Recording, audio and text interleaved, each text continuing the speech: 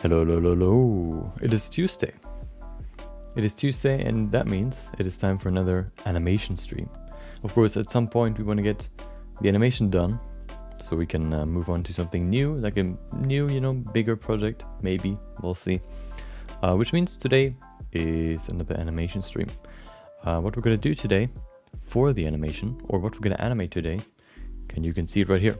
So if you want to, these are the two topics for today. If you only want to see one of these two, you should see timestamps in the description or also in the timeline, so that you don't have to, scroll around in the video to kind of find what you're looking for. We're going to create a climbing animation. We're going to not only create a climbing animation, but a few other animations as well. The first one we're probably going to animate is the the dude Roberto running away from whatever he's running away from.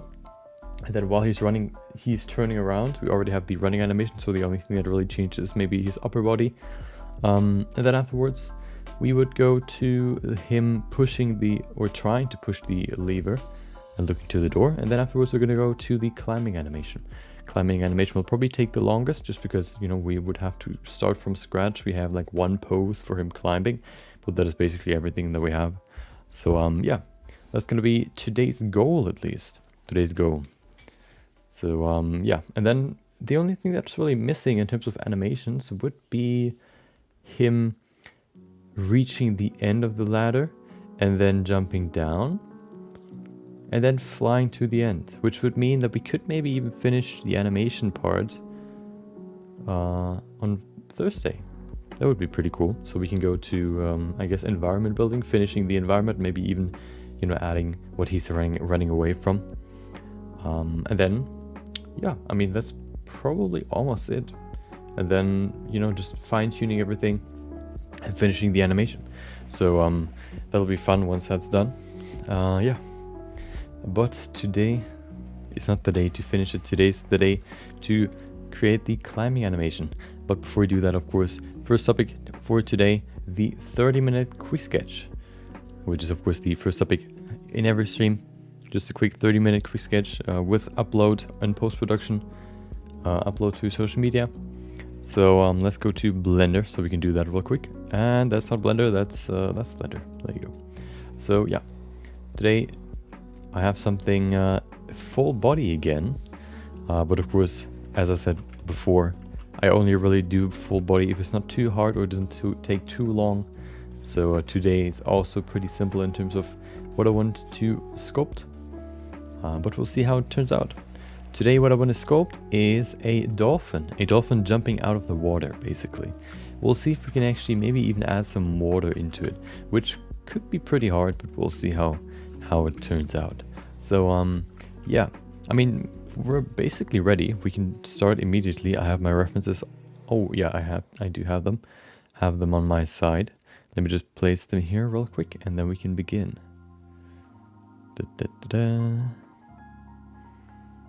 Okay, perfect. There they are. So, everything's ready. Hopefully you are ready. The timer is definitely ready. I am ready. Recording is ready as well. So I would say quick sketch number 163 starts in 3, 2, 1, go. There you go. Okay, let's go. So, of course, a dolphin, pretty simple in its build, let's say. You could maybe kind of, think about the pose, but of course the beginning, or you could say, I guess, the overall look, the overall build, or I don't even know what you could call this, like the overall aesthetics are pretty simple. The body, I mean. So it shouldn't be too hard to model. So what I'm probably going to do with this one, I'm going to do something that I haven't really done before. I'm not going to start with the head. I'm actually going to go right into sculpting the full body, because I think that is better when it comes to the dolphin, because the dolphin doesn't really have that. We don't really need that much effort to really finish the head. So I wanted to focus on the full body more than usual. Sometimes even if I have a full body, I focus more on the head, because the head is the most important part most of the time. with dolphins, the head doesn't seem to be that complex, so we can spend some more time on the full body. There you go. Okay, so let's see. Okay, we're gonna make like a small curve here. Okay, needs a little bit of room here, and then it goes down. Oh, that's kind of weird. That's a sharp turn, but we can probably fix that. That's definitely too long. Hold on. We can probably make this a little bit smaller. To make sharper turns, you can make your brush a little bit smaller, basically. There you go. Yeah, I think that's okay. Of course, it's too thin. We're gonna fix that now. First of all, what I'm gonna do is I'm gonna go in here. Oh, we have a new song, do we? I think so. And the good part about that is I actually know why we didn't really hear that many new songs yesterday. And that is oh, that's quite loud. Hold on a second. Too loud. Well, let's make it a little bit quieter.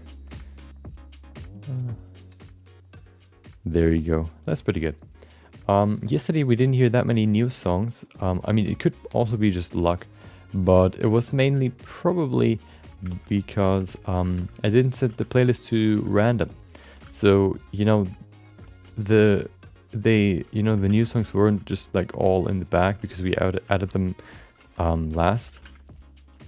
But they were still, you know, spread out so much that it played just from the beginning to the end. And, you know, in that, I guess, row, there were just a few new songs that could have been played. So, you know, there wasn't really a big chance of new songs being played in general. But now we fixed it.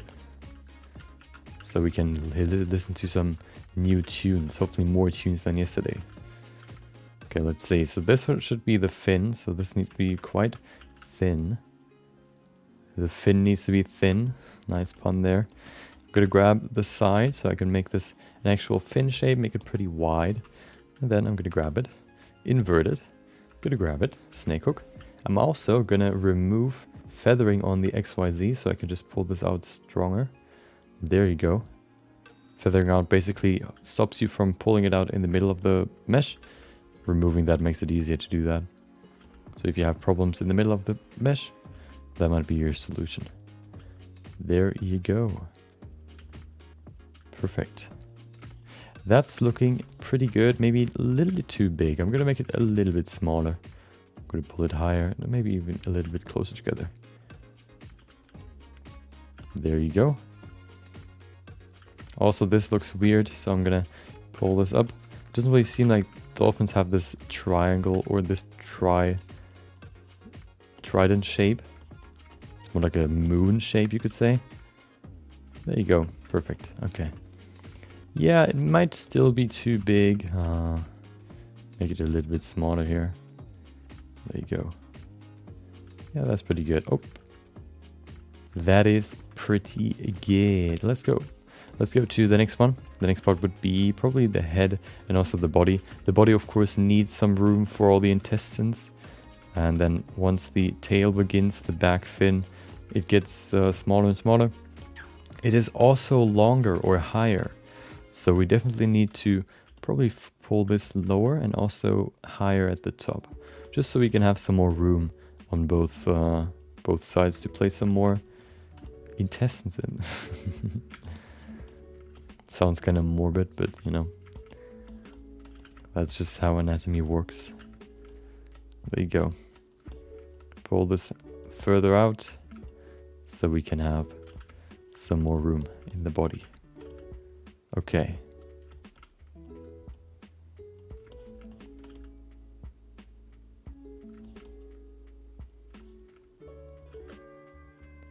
Perfect. There you go. Let's get to it and add some fins. Nice emergency whatever out there. Let's pull out some fins here. Gonna grab this. I'm gonna probably just, you know, make this slit right here with this line and pull it out so that we have a nice fin. Probably gonna do that from the bottom here because that's easy to see. Better angle to do it. Pull it out and there you go. Probably pretty long, so I'm gonna make it a little bit shorter. Also keep it pretty close to the body, more like that. That's pretty good.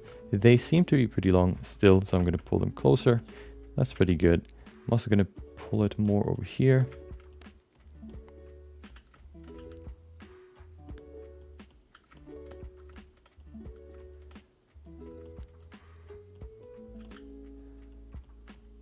There you go. You know, it looks pretty scuffed, but that's okay. For the beginning, we could maybe even, you know, pull them up a little bit to kind of give it some, make it more dynamic. We can smooth it. I'm going to remove the mask now so we can make this sharper. We can see how thick it is. We need to remove some of that thickness by, I guess, just, you know, smoothing it out. That's probably the best way to do it. Usually, you know, smoothing it kind of removes some of that thickness, which can help make things less or more thin. Who would have guessed? There you go. Smooth it here as well. That's pretty good. Smooth it out there as well. Okay. So one thing we have to keep in mind is that the fins are actually, they have some sort of shoulders, if I see it correctly, or at least like some ankle where they're connected to.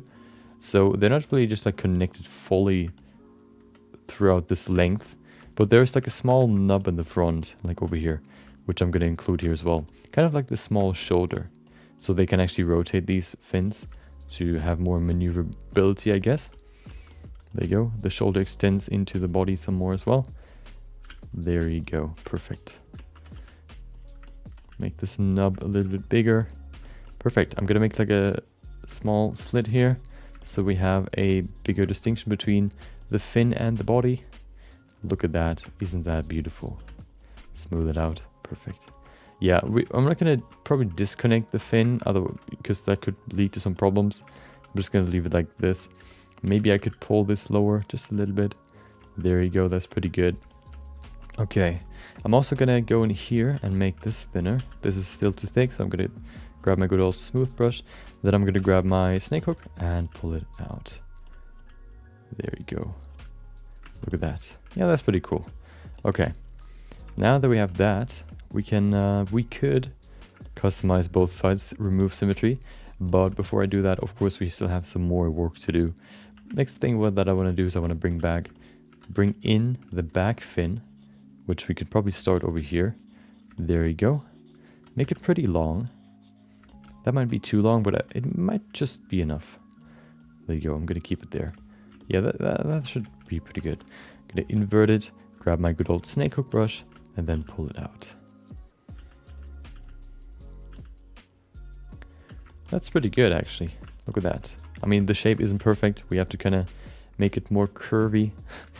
You know, didn't know that dolphins are so curvy. But that's apparently, you know, one of their traits. They're very smooth. They don't really have any rough edges. There you go. Or not rough edges, but sharp edges. You can see how thick it is. So we need to use the smooth brush again to kind of make it smoother or make it thinner. There you go. Perfect. Look at that. Yeah. It can have some thickness in the middle, but not here. That's definitely something we have to kind of, you know, make thinner. There you go. That's better. Perfect. Yeah. Perfect. That's pretty good. Gonna grab my snake hook brush, just kind of pull it out some more, and there you go.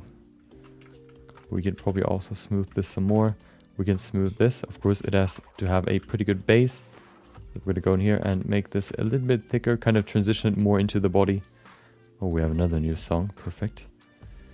These ones are more, you know, the ones I've added are more, either more chill, loungy, or a little bit more, I guess, they're called hi-fi, not lo-fi, but hi-fi. So they're maybe a little bit, you know, still pretty chill, but not with just these bassy hip-hop beats. They're a little bit different, you know, with higher, I guess, tones, you could say. Put those in the quick sketch 163. Quick sketch day 163. Perfect. We already almost finished the body, which is pretty nice. Of course, we have the eyes and the mouth still not in here, but everything else looks pretty good. What I want to do first before I go into the body, I want to give him this very small fin that they have. which is right here. It's kind of hard to put it in with symmetry, or actually it's easier because then you really exactly know where the middle is. Just putting that in here, and there you go. Very, very, very, very subtle though. So keeping it pretty low. Yeah, that's probably enough. We also have the small profile over here. There you go. Yeah. Perfect. Okay. Everything else seems to be pretty smooth. Then let's go to the front, to the mouth. The mouth being pretty simple. What I want to adjust the width first before I do anything else. They have like this tube mouth, but then, you know, it stays pretty thin for quite some time. That's what I'm trying to kind of adjust right here. There you go. Pull this lower and then pull this a little bit higher. They have like an upper lip and a lower lip, so this should be good enough. It also seems like the lower lip is longer than the upper lip, or mouthpiece, jaw, whatever you want to say. The jaw is longer. Let's put in the jaw first so I can place my eyes later. There you go. They also have this constant smiling face or the smiling mouth, which is pretty funny. Put that in here. I don't really know how long this needs to be. Maybe all the way to here. I think that's pretty good. Smooth it. Oh, that's the wrong button. There you go. Yeah, that's pretty good. Yeah. I think we still need to make this thinner, so I'm gonna pull it more into the middle. There you go. Yeah, that's pretty good. This pretty good. Although, there you go, that's better. Yeah. Look at that. Now we need the rest of the head. First of all, what I'm gonna do is I'm gonna adjust the jaw. Gonna extend it some more. Give it some more volume here. That's pretty good. Smooth it. There you go. Okay. Let's go to the upper. Do we even need to adjust the upper lip? It doesn't seem like it. Although I want to make the lower lip. Lip. Why do I always say lip? The lower jaw just a little bit thicker. So I'm just gonna add some more volume here as well. Smooth it, of course. There you go. Okay. That's pretty good. Let's go to the upper lip. Why?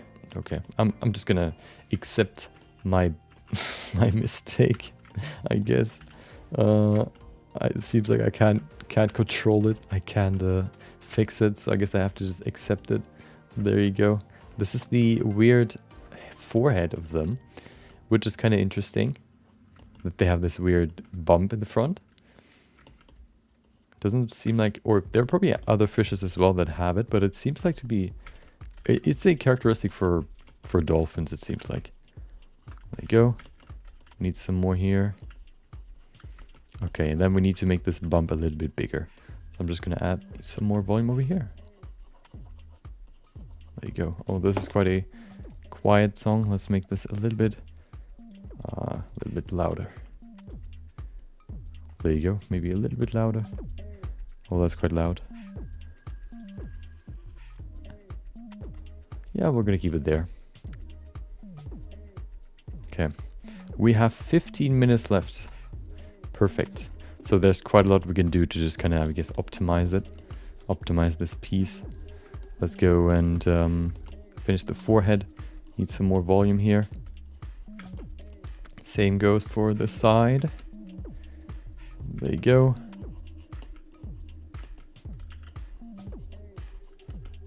Whoa.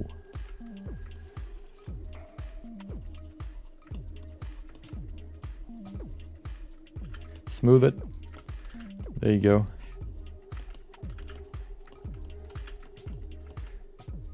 It seems like the upper part of the body has a slight thinning, you could say, which I want to, of course, respect. I want to respect the body of the dolphin, so I'm going to try to keep that in here as well.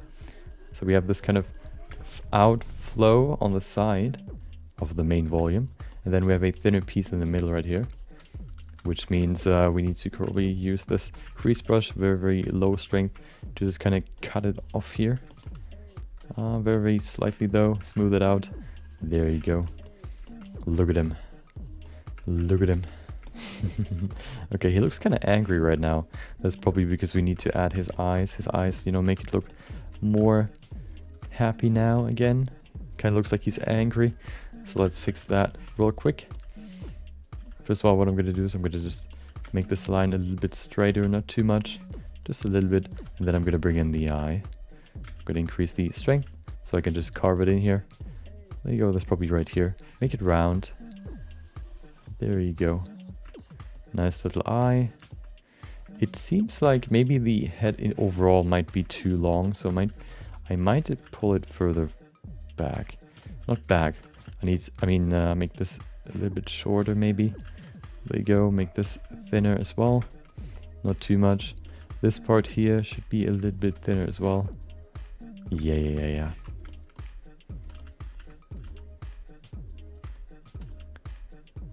Perfect. That's pretty good.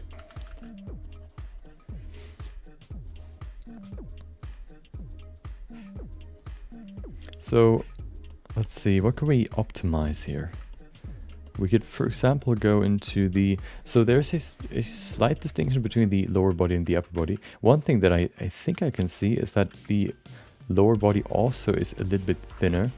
So I'm going to put that in here as well. Zip, very slightly. Like this. Okay. There you go. Perfect. Okay, the head looks too wide in my opinion. I think the head is thinner than the body. So I'm going to make it just a little bit thinner. I think that kind of helps make the head look less enormous. There you go.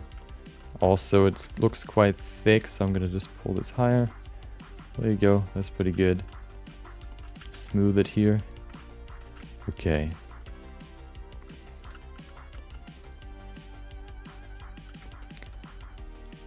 Add some smaller detail here.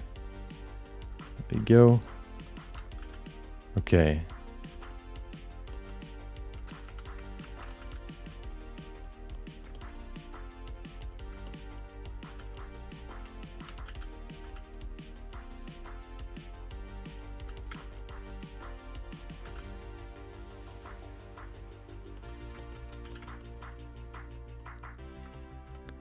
That's pretty good. Let me just add some more here. And then we basically have the dolphin. Although he looks kind of weird. I don't really know how to explain it. Maybe this upper piece needs to be thinner. Maybe that's the problem. Yeah, that's definitely better. Although it's still pretty... I need to pull the mouth higher. Probably also the eye a little bit further forward. There you go. Look at that. Look at him. Okay.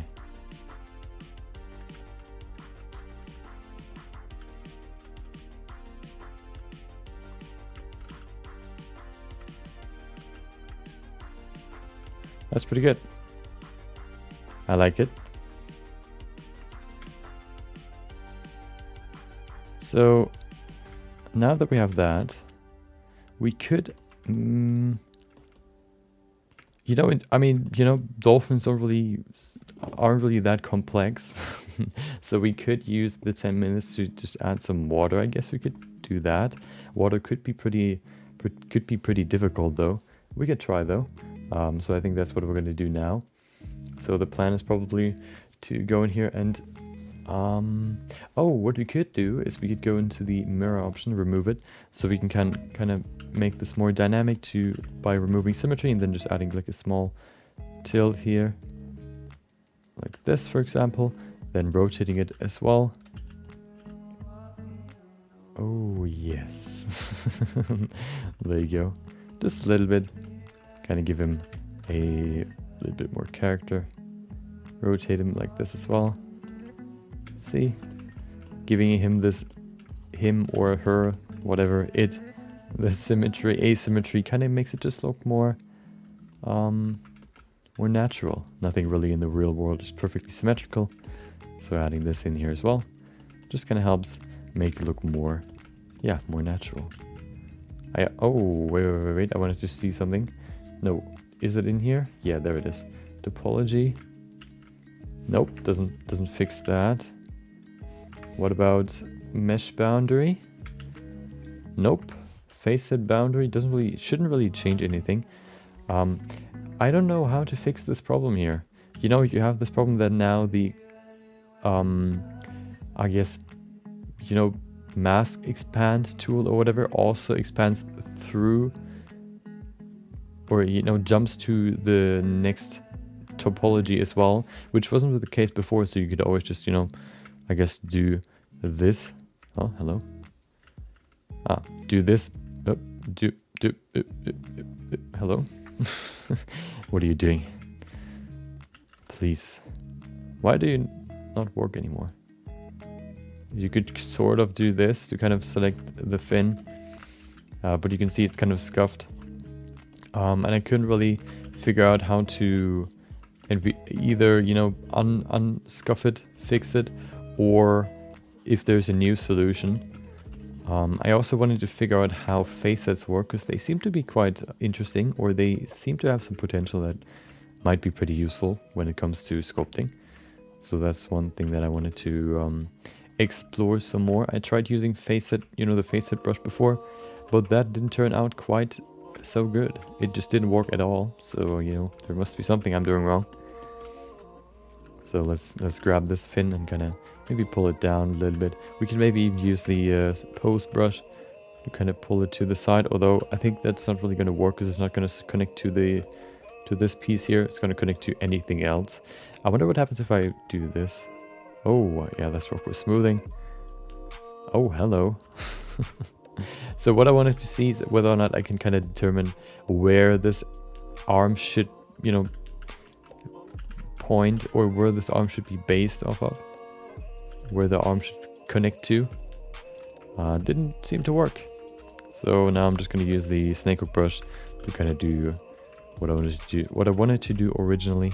Kind of just, you know, moving this fin into a different position so it doesn't look perfectly exactly like the other side.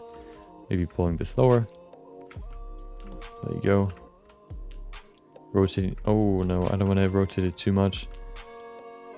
There you go. That is pretty good.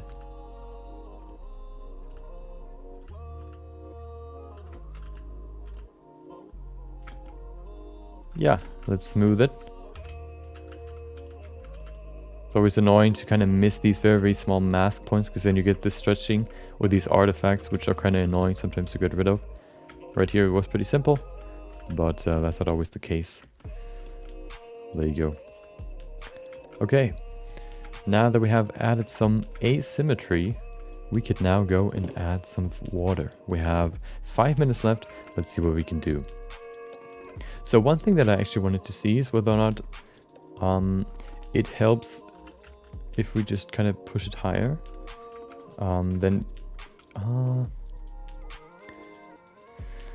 Or maybe even like this. This could be pretty cool. Although, no. I wanted to have it pretty high, like this maybe. That's probably pretty good. And then I'm going to add some water. Let's see how we could add that. I'm probably going to use a UV sphere again. Yeah, let's use this UV sphere. Pull it down here. And then just go into scope mode again. Make it bigger. Make it thinner. There you go. Pull it right here. Put it right there. Apply the scale so we don't have any weird warping when we go into sculpting. Apply everything. There you go. Perfect. We're going to go in here and add some more geometry over here as well. So what I want to do here is basically make this look like water, which will probably be quite hard, but we'll see if we can manage it in 5 minutes. So let's grab some over here and just kind of pull it higher. There you go. Oh yeah, that looks nothing like water, but we'll see what we can do here.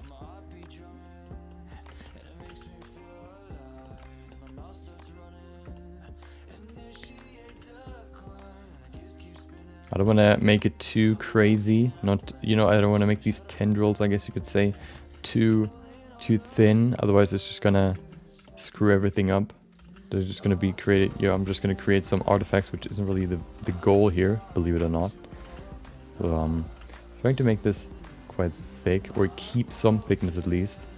Okay, so we could probably work with this. So if we now use this with a high strength, hopefully we can make this work. Let's see. So I'm gonna add some, I guess, water ripples here first. Let's see. I've never sculpted water, so this is a new thing for me. So let's see how that turns out.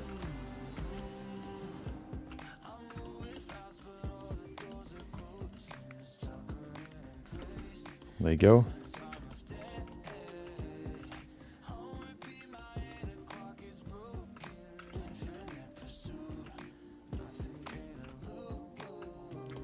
Okay.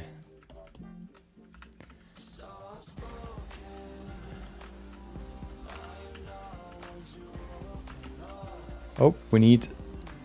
nope, not facet boundary. We need front faces only, otherwise we're going to screw up the water even more. I don't really know if this is going to work. I don't think this will look very good. We could try though. We have 2 minutes left. One thing that I'm going to do before we do this, I'm going to go back into the dolphin just to kind of give him actual eyes. Which means I need to give him some eye sockets where we can place some eyes into. I'm going to go in here and just remove this. Increase the strength. Also enable dynamic topology, of course. There you go. Look at that. Now we have some eye holes. Do the same on the other side. There you go. Look at him. And then we can go back into this piece right here.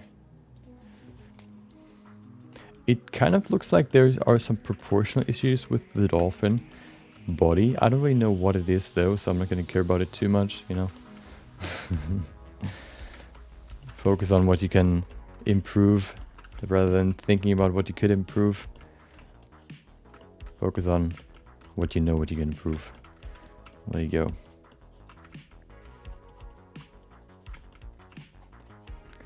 Of course, he's trying to, you know, he's jumping out of the water, which means he kind of pulls some water with him, which is why you have these water splashes coming out of the water. You know, usually they happen when you jump into the water, because you kind of, you know, you create, or the volume that has been filled by the water will then be replaced by your body, which means the water has to go somewhere. And one way to go would be up. But of course that cannot happen if you jump out of the water. So there should be like a vacuum of water. So there should, I don't know, there should be some sucked in, but that actually doesn't happen. Or it probably does happen, but it's not the only thing that happens. You also have, you know, water being pulled out of the water because of the, I guess, body's friction, you could say. That's what I suspect, at least. I'm not a water expert. I don't want to, you know, claim something and then be wrong. So, I'm going to leave it there. Okay. 38 seconds.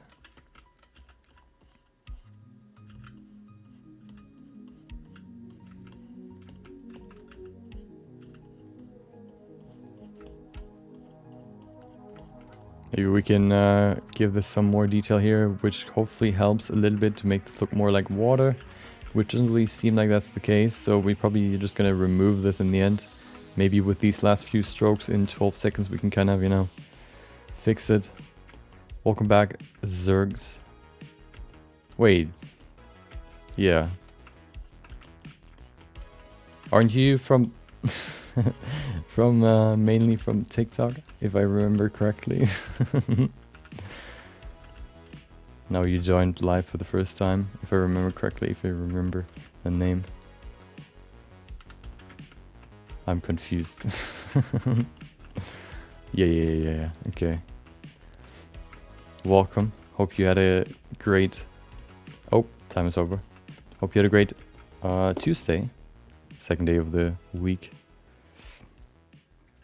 Mine was pretty chill, nothing crazy happening. So, yeah, pretty enjoyable.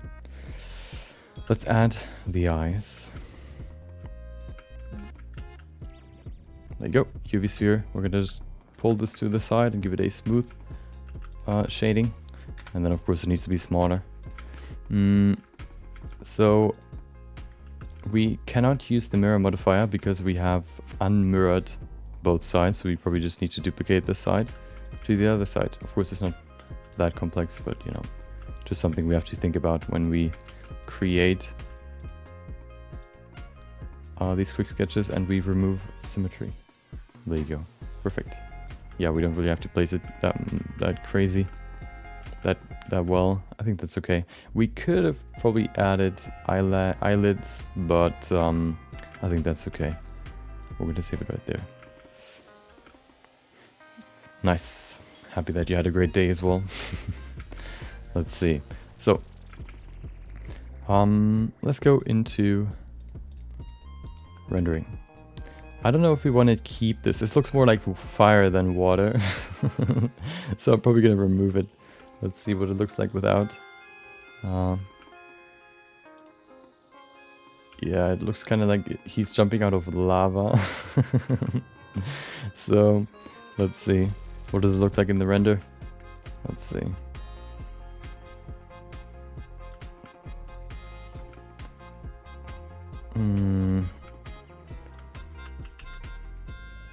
It's okay, I think. We could probably keep it. It gives it some more...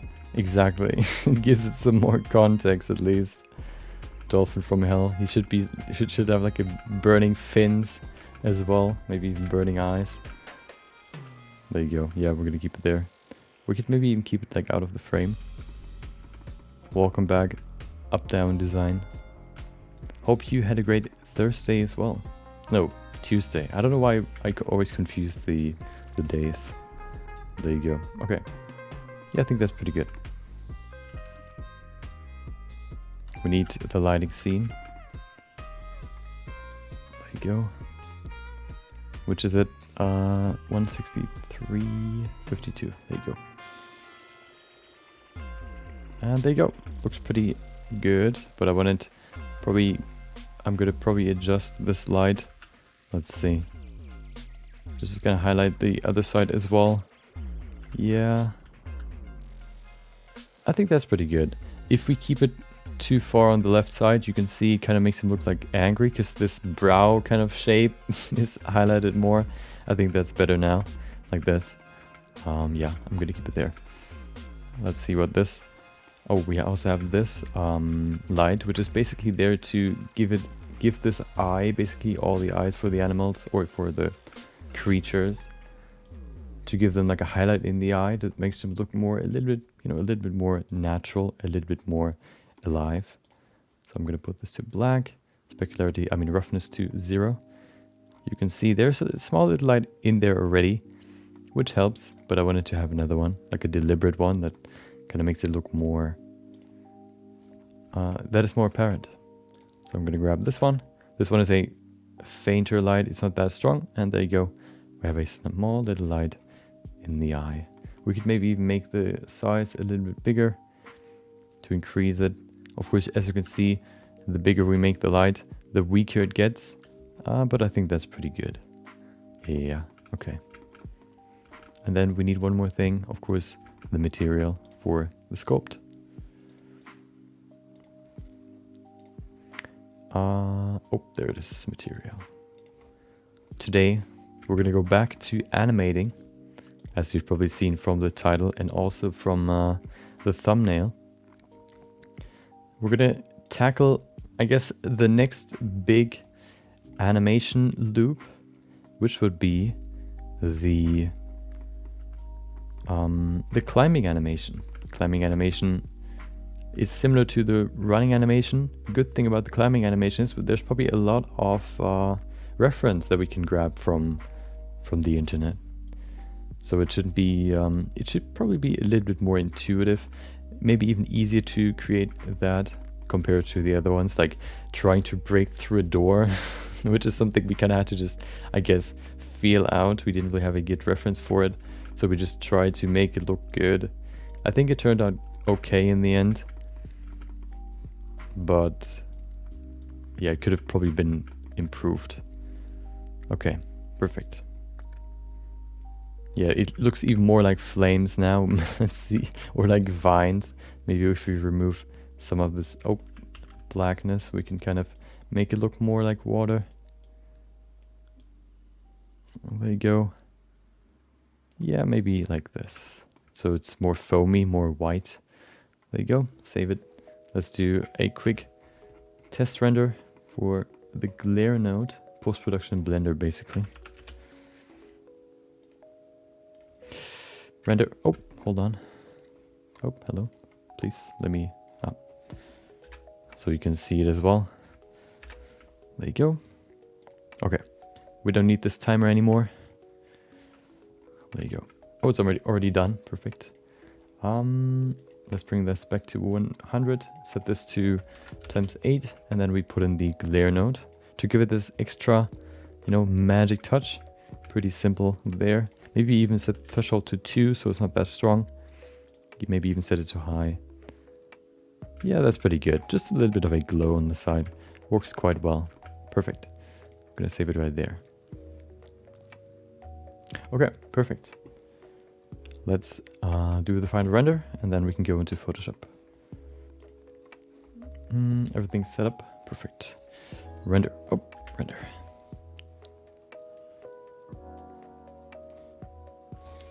Gonna drink something real quick.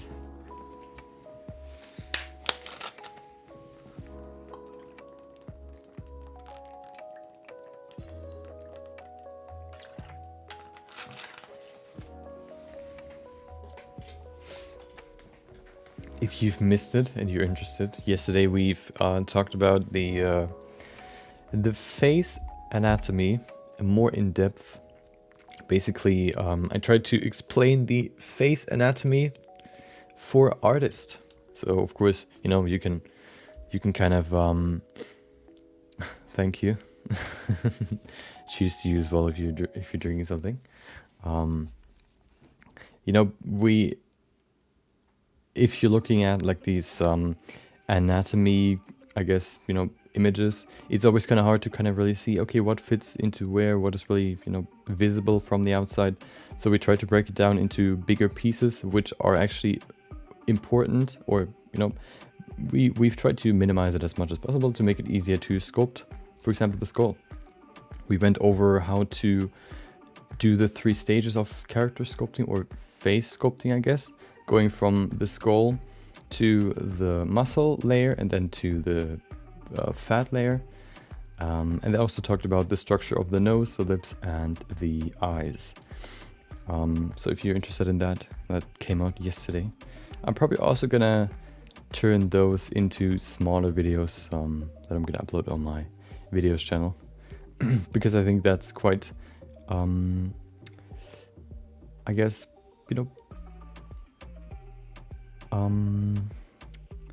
quite informative, I guess. I think, yeah, it's just the perfect sort of content that you can break up into smaller tutorials, maybe like 1 or 2 minutes, and kind of really quickly explaining how the nose is structured, and then with that knowledge building it up really quickly. I think can be quite valuable. What do you mean with how do I find work? Do you mean how do I find inspiration for these quick sketches, or what do you mean?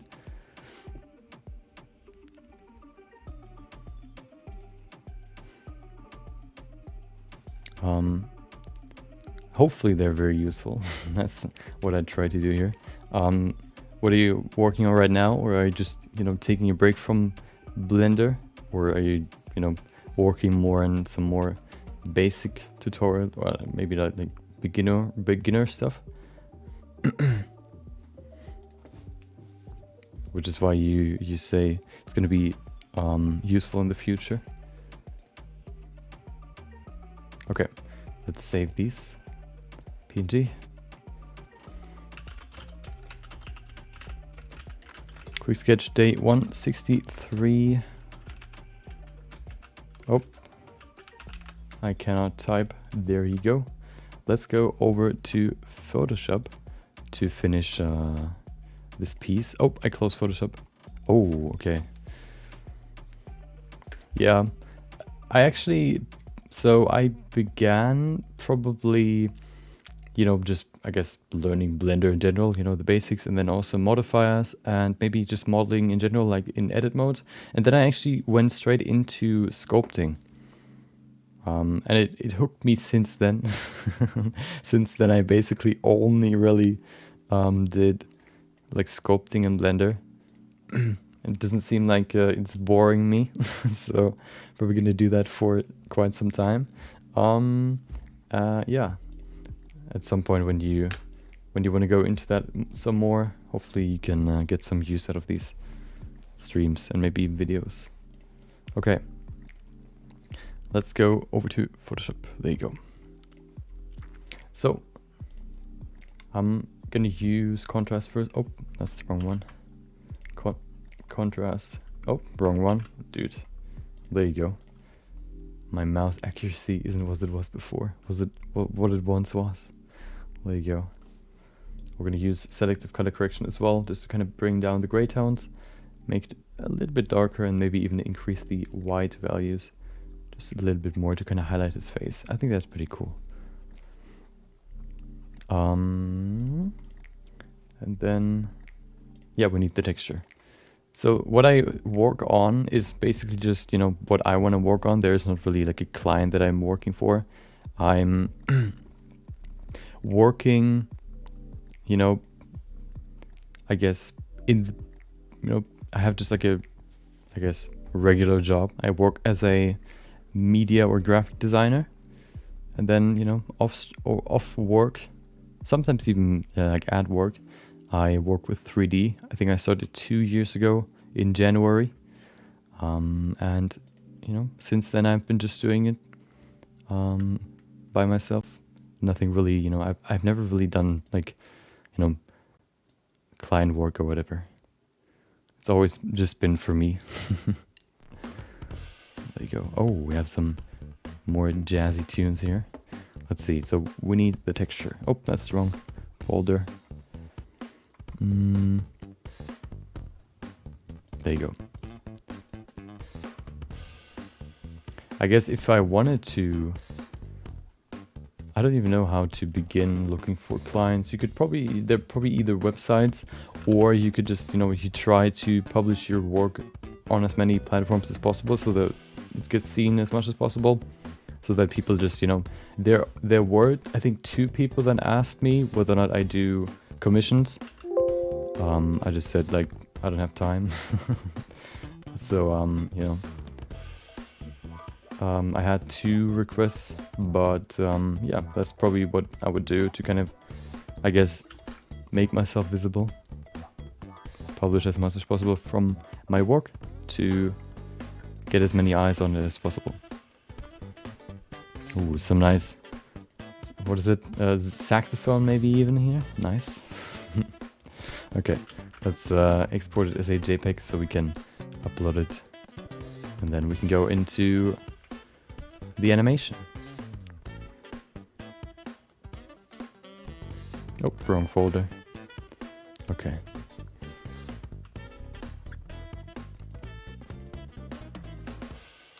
Perfect, save it right there. Plug my phone into my PC so I can import it. Let's go back to Blender and open up the animation that we're going to work on today. Let's look at the current state, the current animation. We are quite far, so it should probably only take like 1 or 2 more days after today to finish the animation, so that we can then afterwards go into environment, you know, just fixing up the environment and kind of finishing everything. Open recent, there it is. Aha, okay. So that's the, I guess, camera view for the render. Although I'm probably gonna change the render view a little bit later probably. But let's look at the current state. So what we've done so far is basically we've created, in the beginning we've created a running cycle animation. That's probably the animation that we need the most, just because it's like, you know, like a small animation of him running away from something. So we needed a nice and quick running animation. And then we also animated the beginning, him running around the corner. ducking underneath this pipe right here. You know, you can see this pipe right there, breaking through the door, and that's basically where we left off last time. The next step would be him recovering from breaking through the door, which shouldn't take too long. And then the next step would be when he's running and looking back, animating him looking back while running forwards. And then the main part, climbing this ladder. Let's look at the current state. Let's go. Okay. Oh. Yeah, that's where we need to add turning him around. Also him trying to push the lever, which doesn't work. And climbing up the ladder, you can see we have a pose for basically every animation, but they're just, you know, very, very simple, not really, I guess, not really, it's not looking that good. We need to refine them. Let's look at it one more time. And then we can begin, or no. Before, of course, we start with the next topic, or the next part of the stream, we will play the compilation, because I wanted to upload the quick sketch, of course, which means while I'm uploading the image, you're going to see a quick compilation. Oh, there it is. Okay, let's stop right there. Him sitting there. There you go. Yeah, while I'm uploading the image, you're going to see a quick compilation, 3 minutes of projects that we've done in March. And then once that's done, we're gonna continue working on this animation. Let's see how far we can get, you know, you could say today, starting with the recovery animation and then hopefully ending with the finished climbing animation, so that we only have to create the animation for him, you know, reaching the end of this ladder and then jumping down into onto this lever and then floating into this light in the end. So I think everything's ready. Hopefully you enjoy the compilation. I'll see you in 3 minutes when we begin the animation.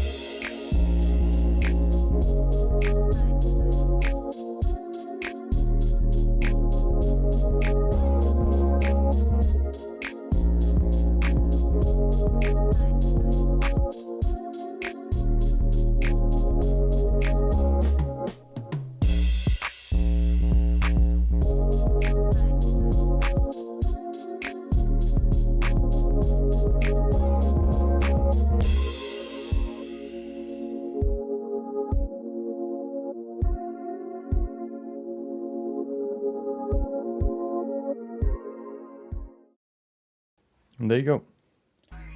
Easy peasy. I don't know why, but sometimes... So usually when the compilation plays, hopefully it, it plays music for you. But sometimes, I don't know why, there's this weird glitch that it just doesn't play it for me. I usually hear it, just so I can make sure that it actually is, that you can hear it as well. But sometimes it just doesn't work. And I always have to figure out why. It's annoying. It doesn't happen that much, but it still happens. And it's annoying. There you go. So, let's continue with the next topic, the animation. Today, of course, we have quite a few animations planned. Most of them aren't as big. We have probably 2 small ones and 2 big ones. The small ones would be in the beginning and then the big ones would be in the end. Let's begin right away, so we have as much time as possible to finish them.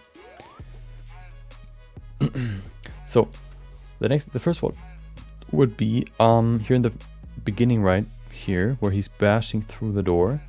There you go. You can't even see the animation that we've done yesterday.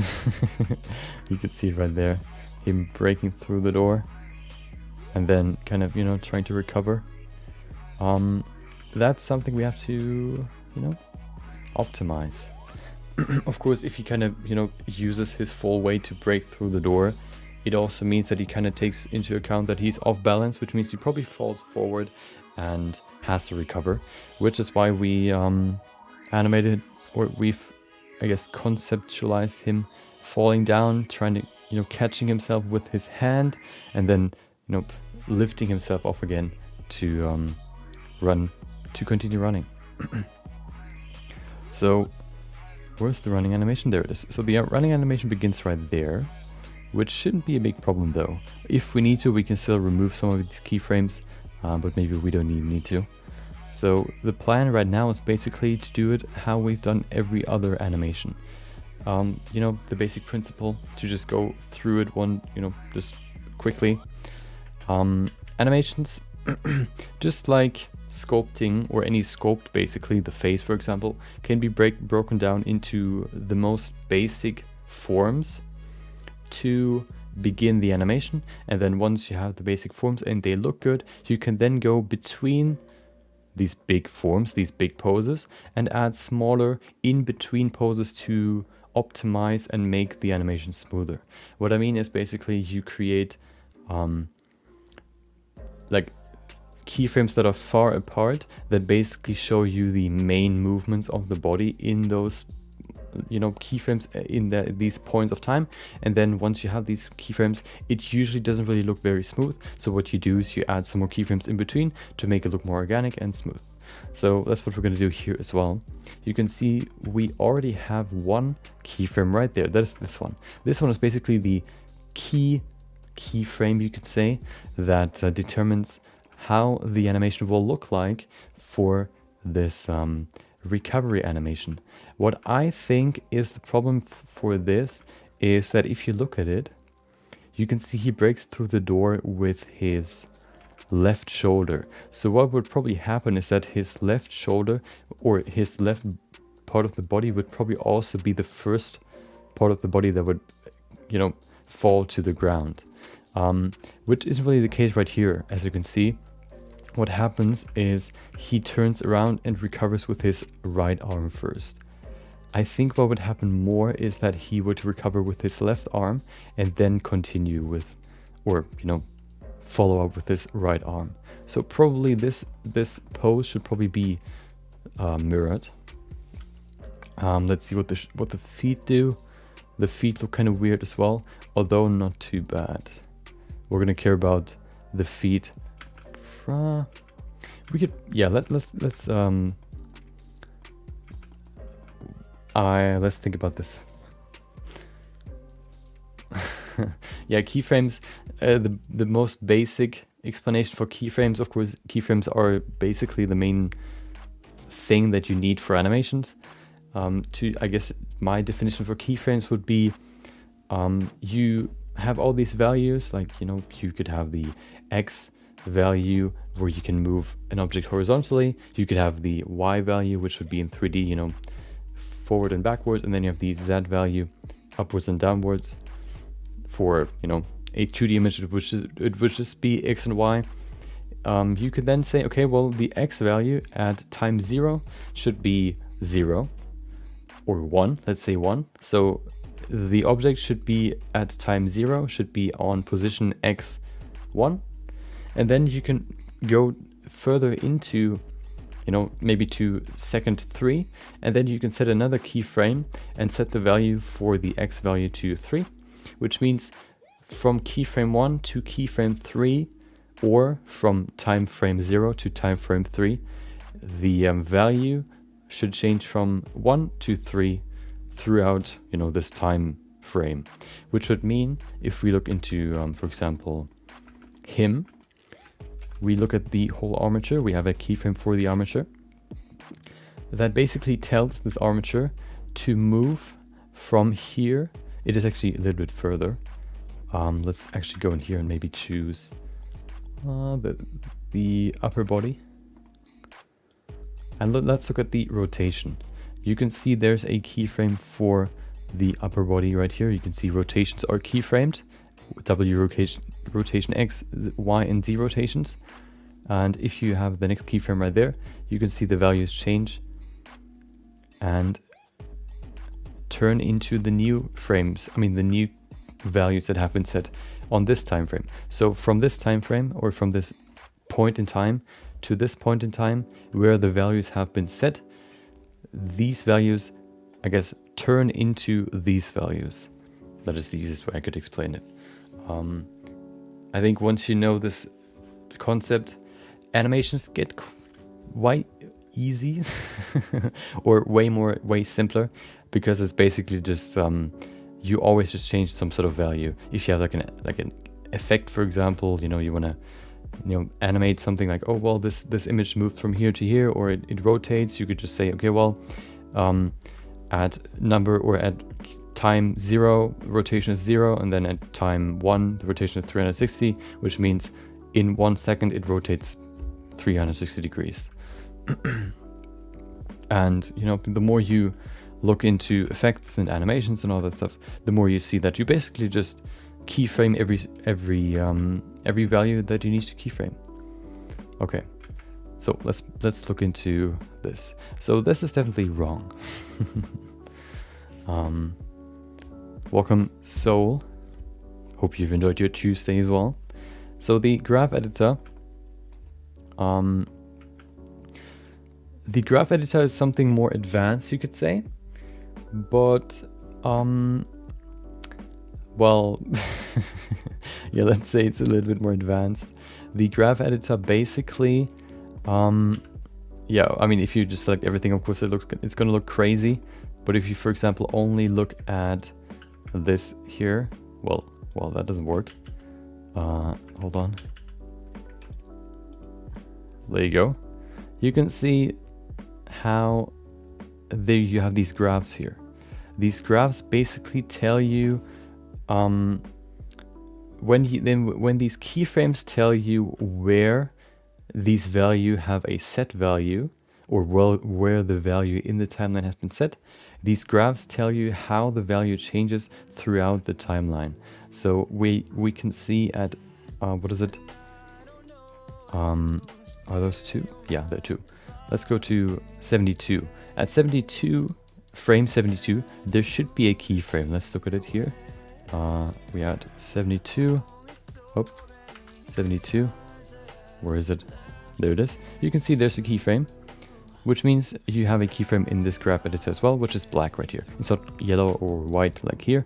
It is actually green. I mean, black. And then you have this line, this graph, going all the way up here to the next value. If you look at the what happens, you can see from this value to this value, he runs all the way over here to the end of the corridor. What that basically means is, as if I see that correctly, yeah, this graph is green, which means it is showing the Y location value. And if you look at it, you can see currently we are at a value for the Y location of 0.7332. And if you let it play, basically, you can see that it gets higher and higher and higher negative 0.6, negative 0.5, negative 0.4. So the graph gets higher and higher and higher in this diagram until it reaches 0 and even goes a little bit higher than that. And then it gets a little bit lower, and then it continues. So this is basically, it's either... Wait, is that the... There are two different types of graph editors, but this one is the graph editor that shows you the value, how the value changes throughout these two keyframes. Let's make it maybe a little bit simpler. Let's grab a cube, pull it over here. Then we can say, okay, the cube at frame 72 has the location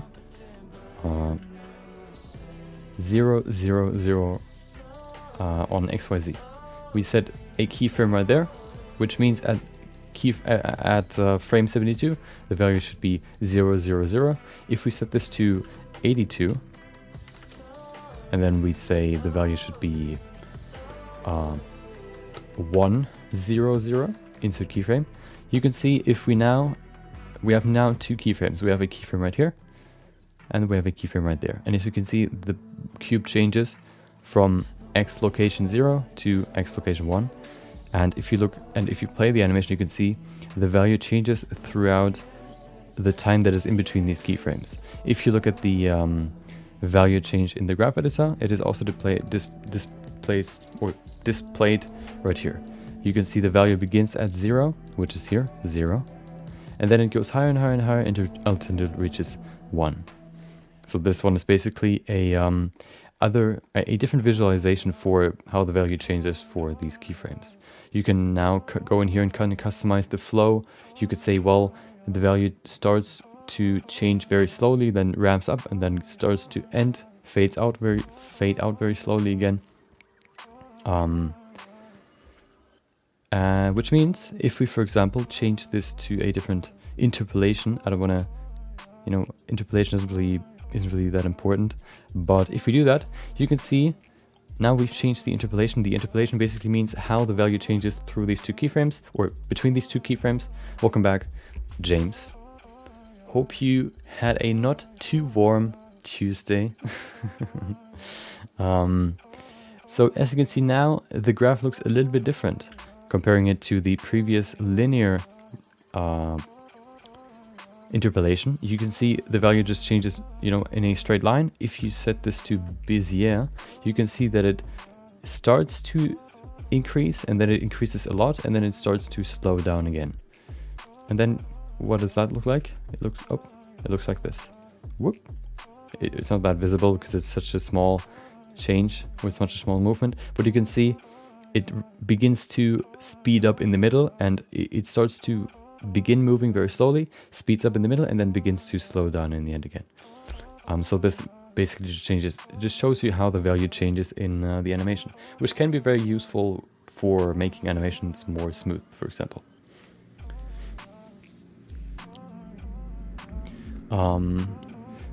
Drivers, you tried them the other day. Well, so you tried them, it worked, but you don't know how they worked. Yeah, drivers are somewhat like, I guess, programming. It's weird. I think, let me see if I can find the tutorial on drivers that helped me a lot. It is like a quick explanation for drivers. Let's see. I learned a lot about drivers when I created my rig, my character rig. So if you go in here and say, what is it called? I think it's like, Royal Skies Drivers. There you go.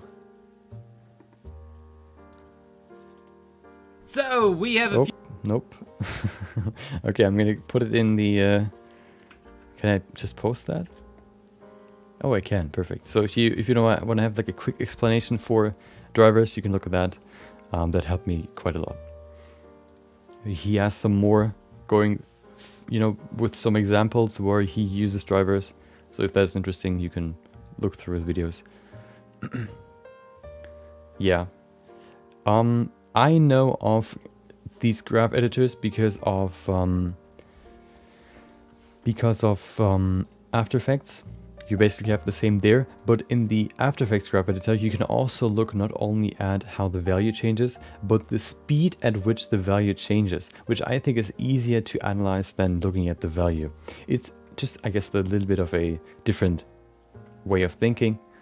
So it's not too different, but it's still a little bit different. Okay, let's get back to the animation. There you go.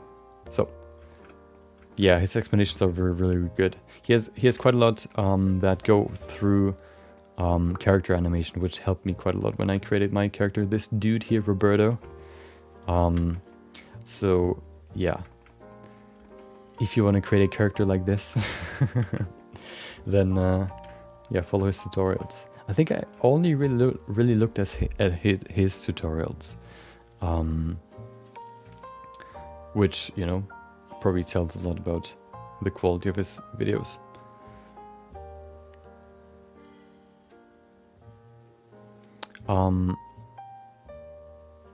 What do you mean? So you mean like you could either do drivers, which is more math, or you could do the alternative, which would be less math. What would be the alternative? Just wait. What would be the alternative to drivers? Is there an alternative? I mean, sometimes I used constraints instead of drivers, but other than that, I'm not really sure if there's a good, you know, a good, I guess, alternative to them, because they do something pretty unique. You know, they use the value of a different object to convert that into a value change for what you apply the driver to. Okay, so let's begin with this shot. Let's detail this recovery animation. So what I want him to do is basically, if this would be the floor, he would, he would land on his left arm, then recover with the other arm, and then kind of push himself off again so he can continue running, which would mean that he begins by, first of all, having his left arm on the ground. We don't need this graph editor right now, so I'm gonna make it smaller. Okay. Keyframes. Oh, yeah, okay, well, you could use keyframes as well. The problem is keyframes don't work with, well, if you really want to make it tedious on yourself, you could use keyframes, but for example, you probably don't want to use keyframes for stuff like, yeah, first of all, they make it more consistent, but also stuff like, oh, well, if you rotate this, you know, you have a driver on this knee joint, you could say, this knee bone, or let's say we have this elbow bone, we talked about it before, which the driver tells this bone to rotate slightly less than the rotation of the forearm to keep this volume right here, keep the elbow sharp. That would be pretty annoying to adjust by yourself all the time. Same for these muscles here. These muscles basically, if you rotate this lower. Wait, do they actually? Oh yeah, we could look at this. Look at the butt bone right here. You can see how it rotates slightly less than the, I guess, the thigh. Just to kind of keep the volume. That would be pretty annoying to always have to adjust manually. So it was kind of confusing at the beginning, but once you kind of get it the first time, it's usually always the same. So yeah, once you get it, it's quite simple. Okay, let's fix this pose. So as we said before, he falls forward with his left arm, which means he probably keeps the rotation quite the same. Yeah, weight paint could work, but weight paint is also kind of, you know, it's sort of restrictive, at least, you know, in my experience. I don't have that much experience in rigging, but when I used it, drivers really did a better job at keeping the volume in a way where I needed where I needed more, or they just made it work better.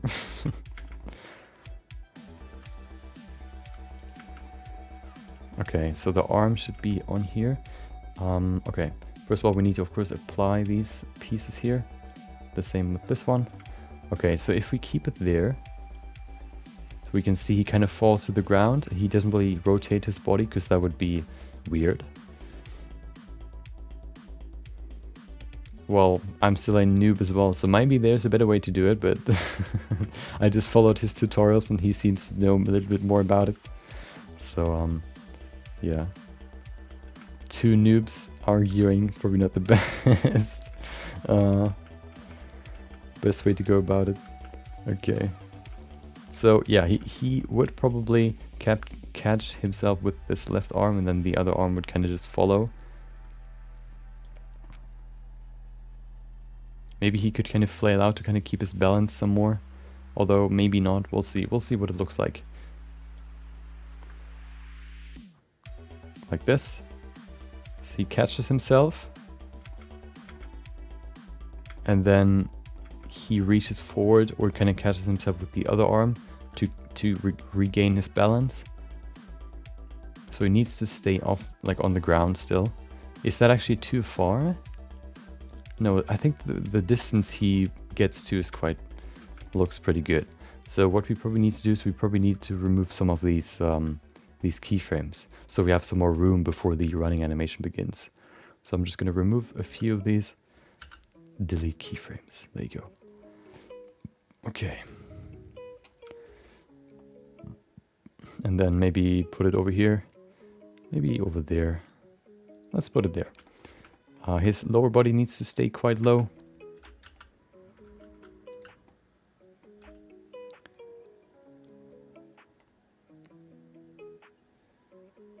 Like this. So he can still have his left hand on the ground. And then use his kind of, have both hands on the ground so he can kind of push himself off the ground again. Which means now the arm needs to come down. Which means also that the upper body needs to rotate some more. There you go.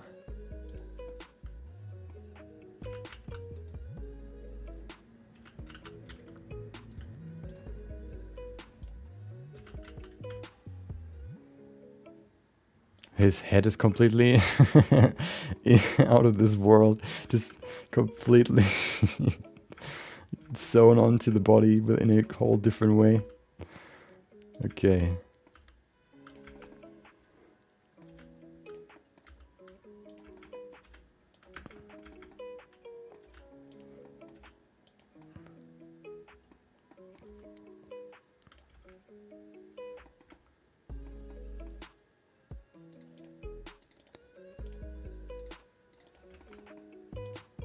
Just making sure that everything is keyframed so nothing's jumping back into where it was before. Okay, so one thing we have to keep in mind that is that of course the ground has friction. So if you run and you try to slide, whether that is with your shoes or with your hands doing a handstand or whatever, you probably don't slide, you just stop and fall forwards. That would happen here again as well, which means his hand that is on the ground right now would probably not just stay there. It would actually, or it would not slide, as you can see right there. The whole body moves, but the hand needs to stay in the same position. So we can kind of mark that position. There you go, just placing the cursor right there with shift right click. And then we can go to the next frame and bring the hand back to where it was before. Right there. Oh. Not into the ground. Okay. That's pretty good. Oh, there you go. This way it looks more natural, as you can see. See how it now has some friction to it? It's not perfect yet, but better than before. And then he kind of tries to catch himself with the other arm.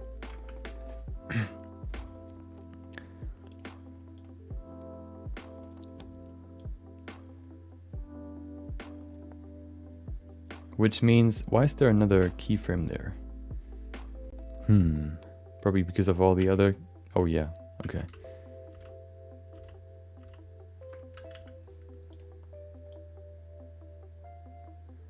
There you go, okay.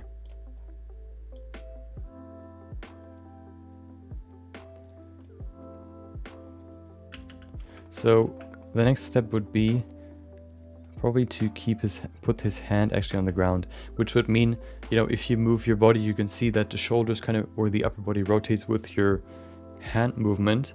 If this left arm is forward, usually the left shoulder is further forward than the other one.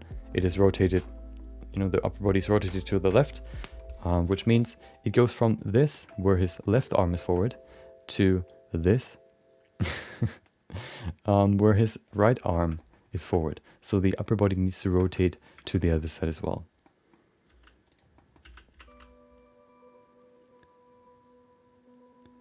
Like this.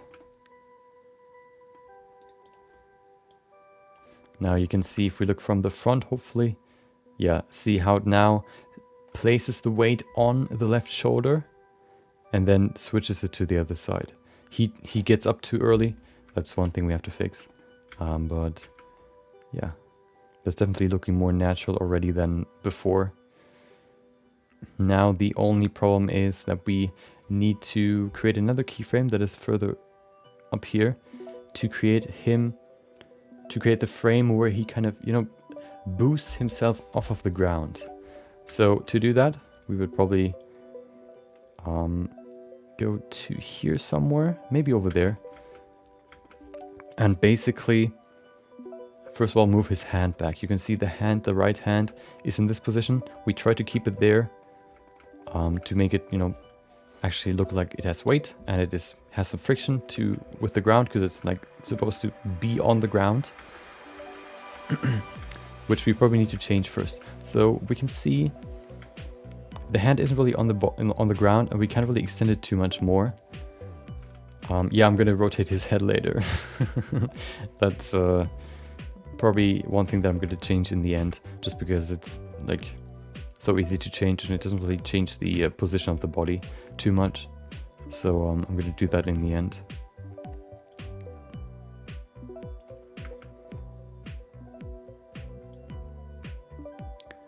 So one thing that I'm probably gonna change is that his body needs to go lower.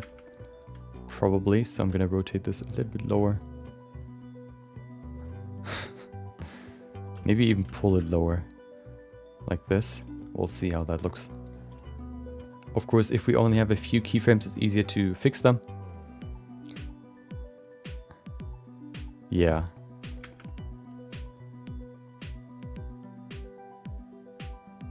He'll have a broken neck for for a few minutes before we fix it. Hopefully he doesn't mind. He hasn't said anything so far, so seems like he doesn't mind.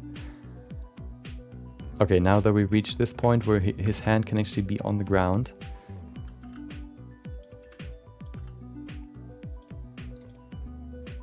we can now create another frame where he boosts himself off of the ground using this right hand.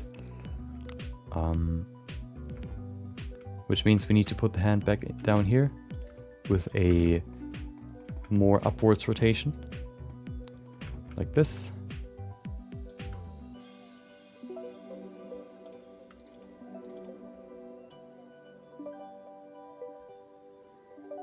And then you can see how he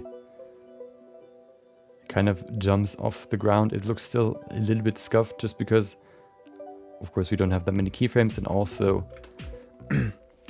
we need to adjust the other parts of the body, because right now it looks kind of stiff. Especially his feet. They don't change at all. So that's the next step that we need to go into. Before we do that though, I wanted to look into the hand first. The other hand. You can see it stays in the same spot. What would probably happen is he would probably pull his hand forward or to him, like up here.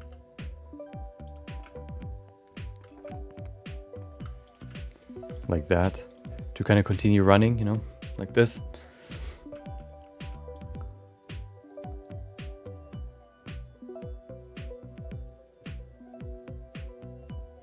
Yeah, that's definitely better than before.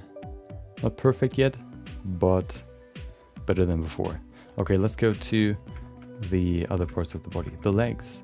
The legs look kind of weird right now because they basically just slide over the ground and just hold their position as if they're like frozen in time. So let's fix those now, or give them like a more motion.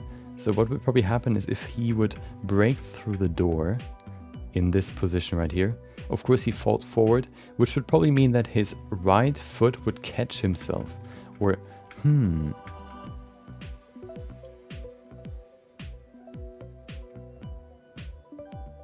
so what would usually happen is that if you run, usually your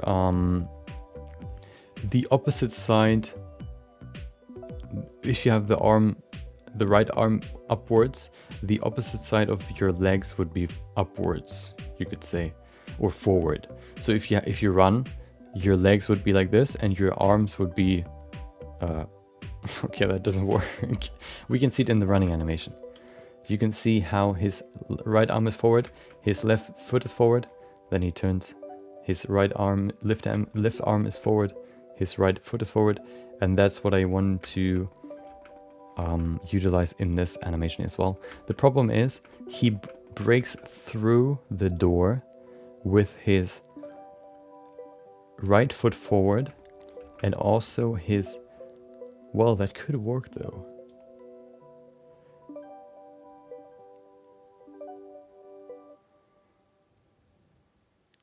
Which would mean though that we would have to keep the leg right there longer on the ground, so that the offset gets set into place again. Because right now, if we would just continue the running sort of animation, you can see that now, if you would, you know, continue this, the arm would lift up, the foot would lift up, which would mean now the forward arm and forward leg would be on the same side, which would look kind of weird and unnatural. So what we probably need to do is we need to probably pull this foot quite far forward, maybe like over here. Let's see what that looks like. Maybe even pull the booty a little bit lower. Let's see.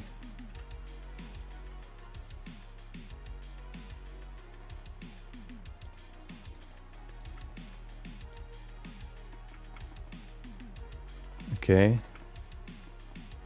And then once he runs forward, the foot needs to stay in the same position, of course.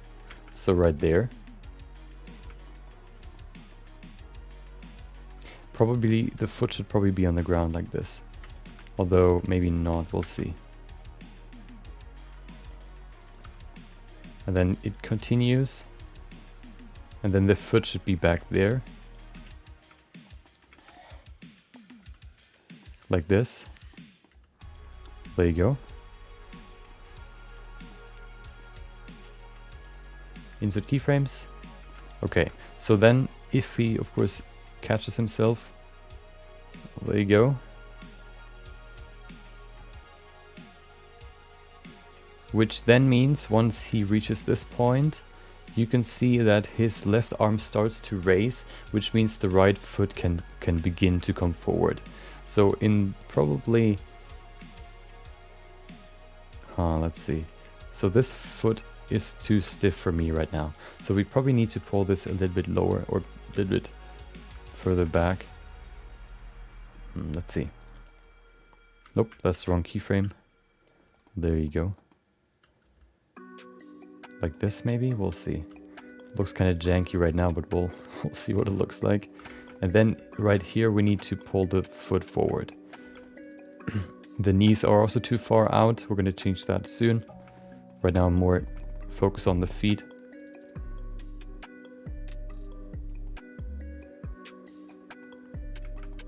So here we can probably move his foot forward like this.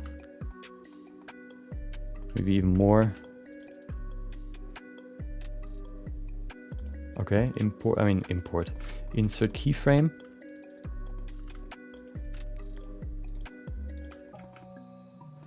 So that in this movement, he's already on the ground and pushing himself off.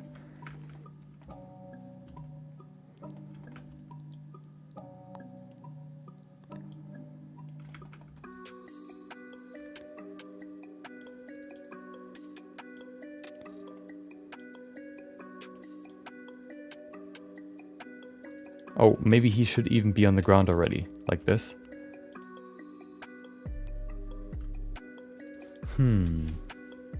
Let's see what that looks like. Of course, it's not like a sin to have like one side or the same side forward, but it still looks weird.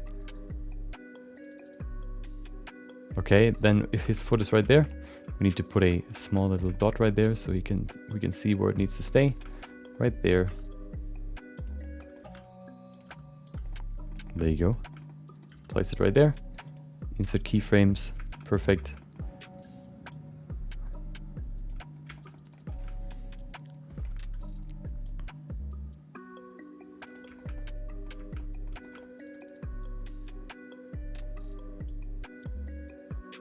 Which creates problems for the running animation. So there needs to be a point where his feet change rhythm with the arms, so we can get back into this offset position. So we can either think about creating an offset point or creating a offset point, or maybe we could change the leg, which leg is forward. We can see right here, right now, the right leg is forward. Maybe it's better to put the left leg forward here, so that he can catch himself with the right foot. Which could be a problem because he needs to jump quite far to really get there with his although maybe not.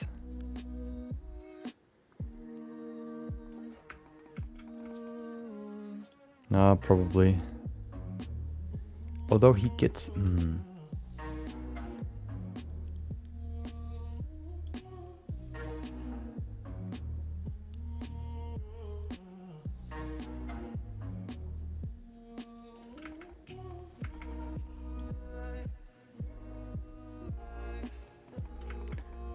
Let's see what it looks like from the front. Maybe it looks unnatural.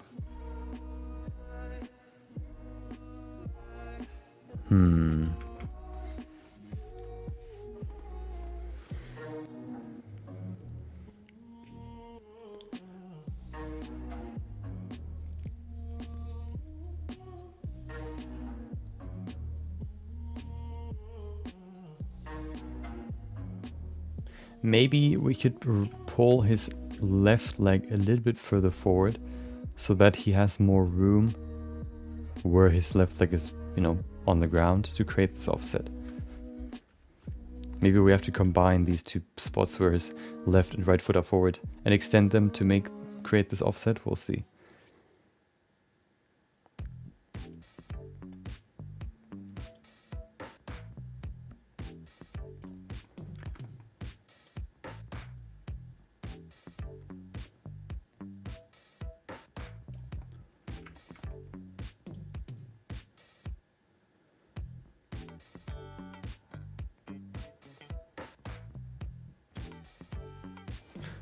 If I would run through a door, let's see.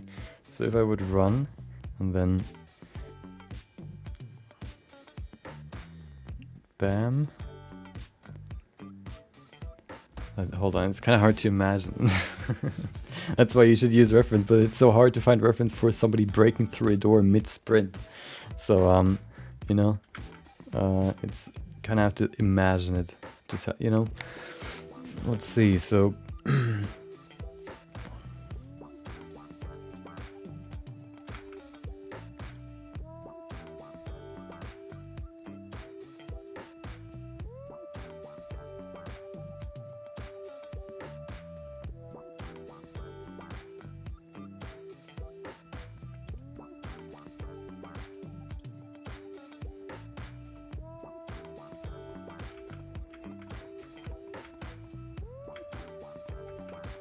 yeah, exactly, like, be right back. Oh, man. Okay.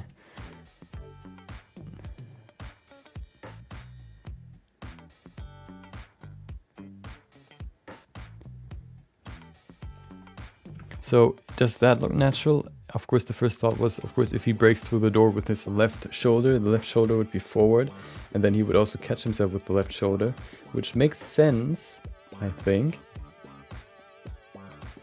But the next problem is then to...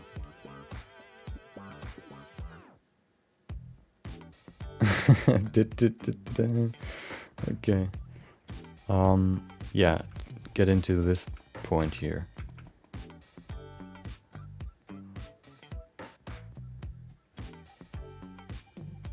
Maybe we could pull his foot even further forward. Hold on.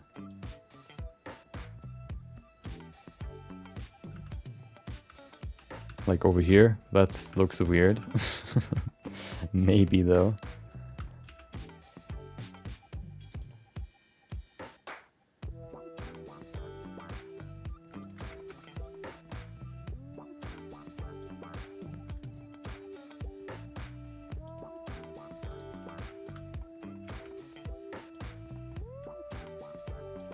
No, this looks weird.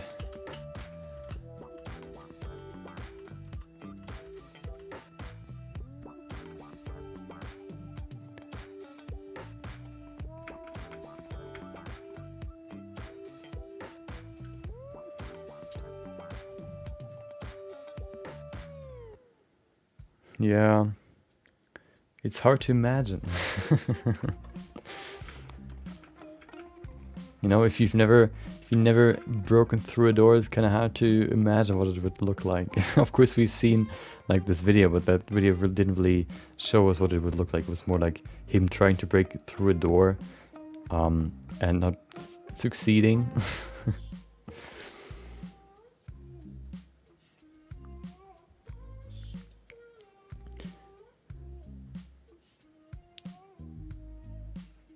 Maybe what would happen is because he falls down so quickly, he would need to catch his weight with both his arms, so the left arm would come, you know, down earlier.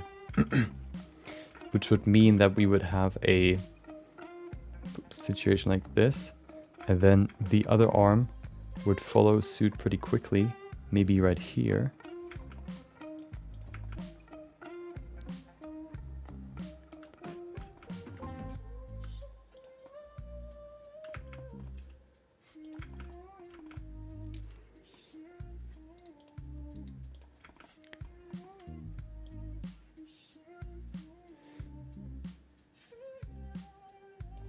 Okay, which would mean that in this,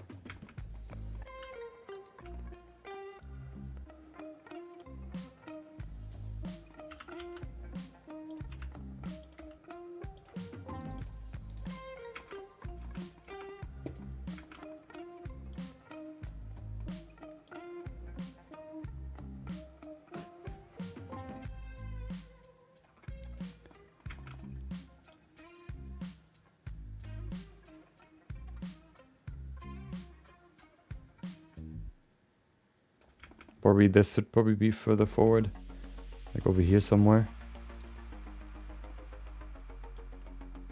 So we can then go in here and keep the hand there.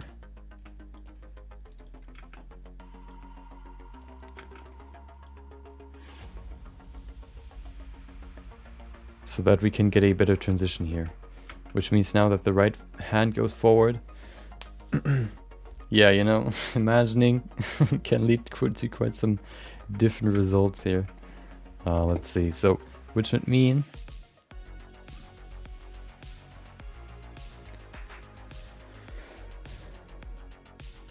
is there something like that?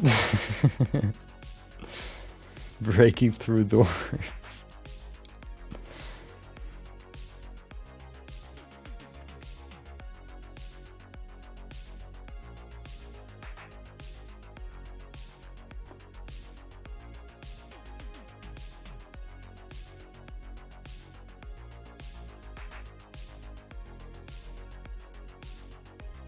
We could maybe even add another small step right here.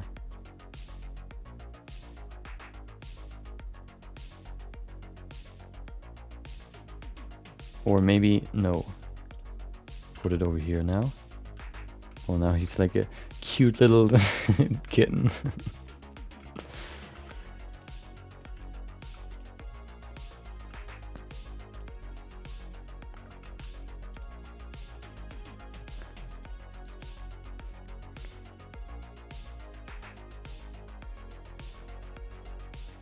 No, now there's no weight.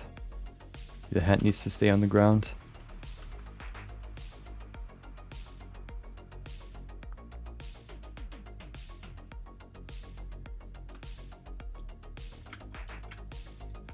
Okay.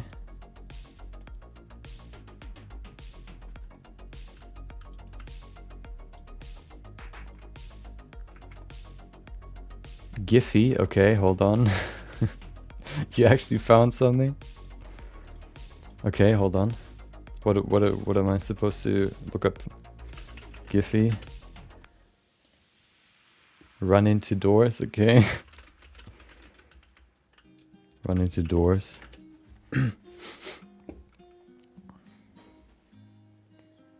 Well, okay, sort of. Hold on. Well, there's somebody. They all just fall down on their face.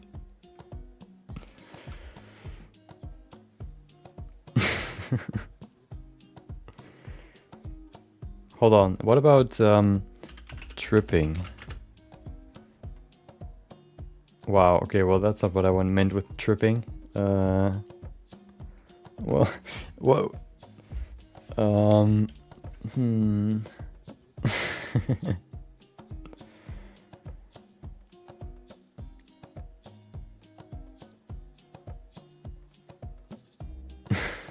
Oh, this could work. Hold on.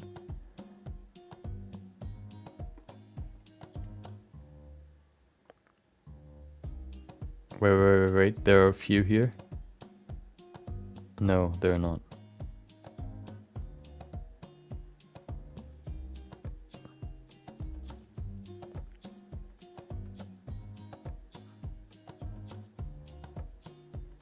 Okay, this could work. This could work. Okay, see. Hold on. I can't put it onto. Can I put it in, or can I, what if I download it and then import it into Blender? Let's see if that works. I found a pretty good one of somebody tripping. Let's see if that actually works. Where's my... There it is.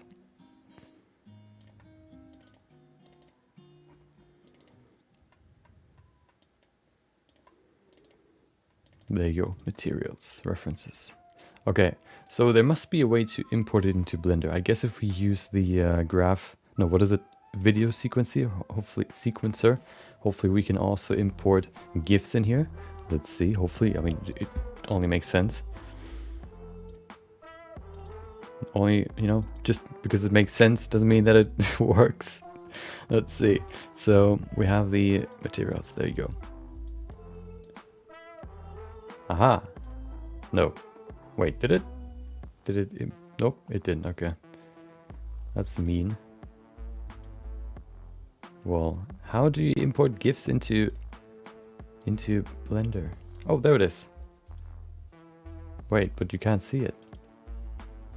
Why not? Do you have to hide it? I mean, split?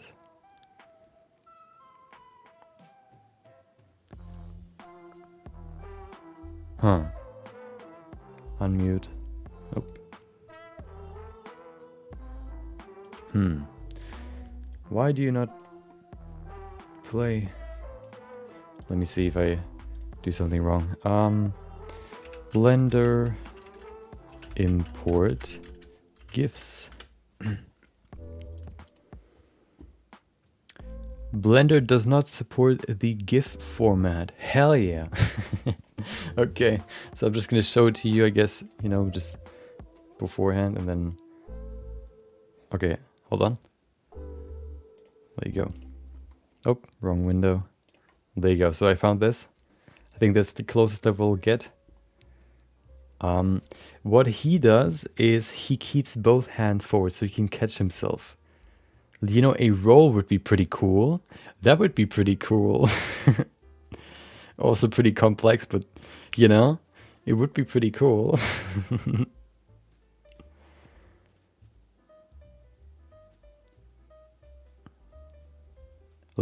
Okay, challenge accepted. Let's try the roll. So if he falls forward, he would probably roll with his left shoulder.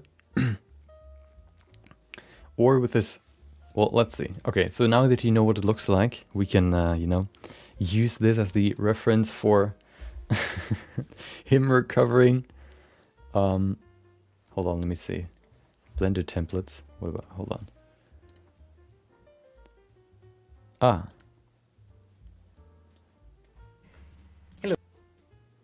Hello. Show me how you did it. Oh, yeah, well, as a image. The problem is, of course, I have... Oh, hold on. What is that? Ah. But you can't see it.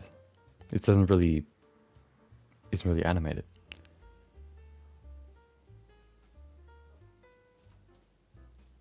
Wait. Let's see if that works. Of course, I haven't really seen the tutorial fully, but, you know, I'll just try without looking at it. There you go. That's usually what I do. I try to figure it out myself, and then if it doesn't work, I look it up. Okay, so if I put this in here. Yeah, it played in the TV, but it doesn't... You know, if I... You know what happens? If I import it, it just doesn't even show. It's just, you know, blank. So I don't think... I think, you know... I mean, if the first answer is it doesn't support it, then I'm gonna believe it. I don't want to figure it out. I want to work on the animation, okay? So let's continue with that. So now that we know what it looks like... Oh, hold on, I have an idea. Let's see if that works. Let's see. We need... What is it? Image? Media source? Is it a media? Let's see if it's an image. Okay. Browse. Let's see if I can show it to you on stream still.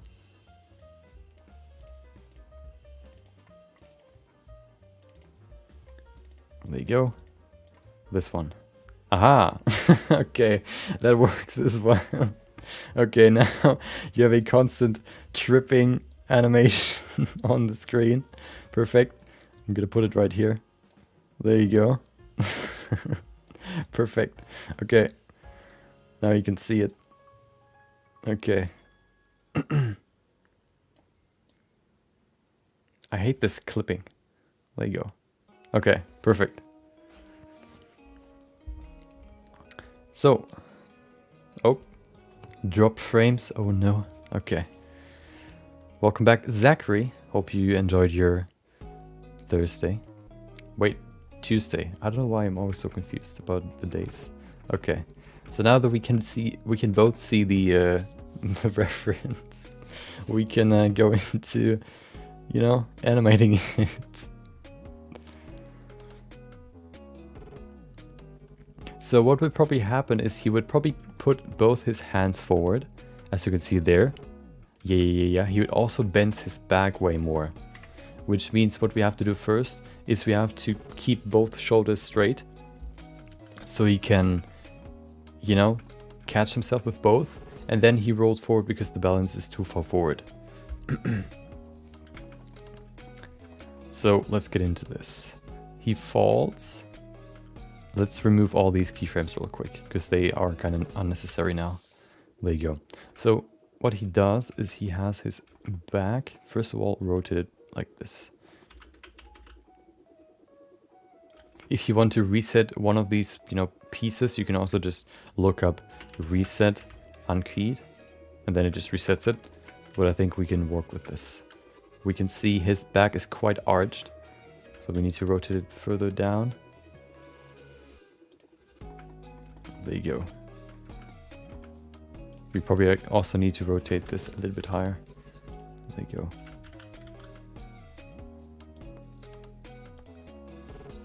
Welcome back, Atherin. Hope you have enjoyed your weekend. Maybe even your Tuesday. The difference between animation and rigging. Rigging is basically the preparation of the model for the animation. So if you look at, you know, these puppets that have strings attached to them, so you can move these individual limbs. These strings are basically the bones that you have in Blender, which means you basically set up these strings by adding bones to the character. And once you have set up the bones, you can animate the character using the bones. With the, you basically create a skeleton. In rigging, you create a skeleton or a rig for the character. In animation, you use that rig, that skeleton, to move the model. Okay.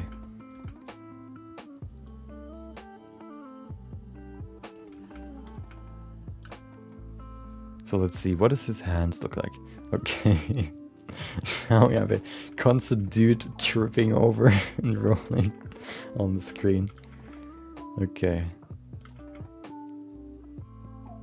It's probably... his hip seems to stay in the same position though. Pretty high. Like this.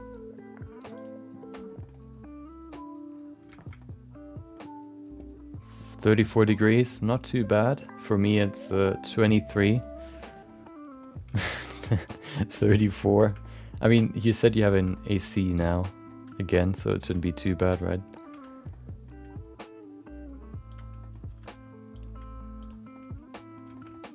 It's weird, in Germany we don't really use ACs, as far as I know at least. I never had, or we never had an AC. Just when it, you know, when it's warm or when it's cold, we use the...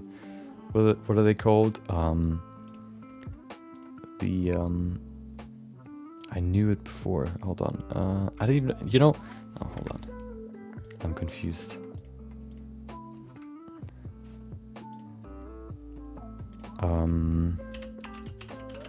We use the heater. Wait, that's not... The radiator. We use, you know, the radiator. But when it's warm, we have just, I guess, ventilators. Or, you know, fans that we use. But we don't really use ACs to cool the house. Maybe that's more common in America because maybe more people have radiators. Because more people have houses, which means they can control the I don't know.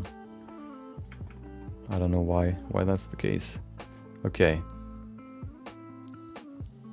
So one thing we have to keep in mind is that he trips forward because he actually cannot reach the ground with his hands, which means he tries to keep balance with his feet, but the feet can't go far enough forward for him to catch his balance.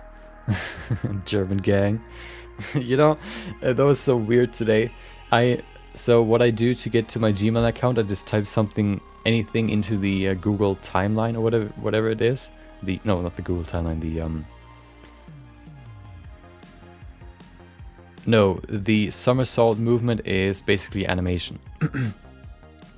Rigging is only to set up the character for the animation. So what I do is I go into, you know, my browser and then I just type in something like I don't know, LRG, and then I, you know, anything random, and then I just go in here and then look at my my whatever it is, I click on my Google icon and then I go into Google into Gmail. But then I think what I typed in was like HJ, and I found like Hitler Youth, and I was like, whoa, what? why that? I was so confused and so shocked that this came up, you know, as the first result. Okay, now everybody that, you know, if I ever type into Google like HJ on stream, you'll see Hitler Youth as the first result. Okay, let's see. Yeah, that's what we want. Wait, where's the GIF? Oh, there it is.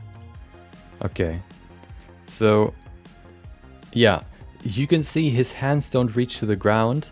He cannot get any balance, or he cannot support his weight with his hands, which means the feet try to get further forward to get him back into balance, which doesn't work, so he falls forward.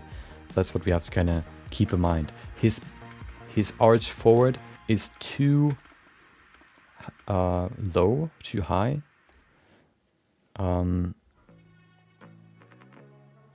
Which means his hips probably stay in roughly the same position than what they were before.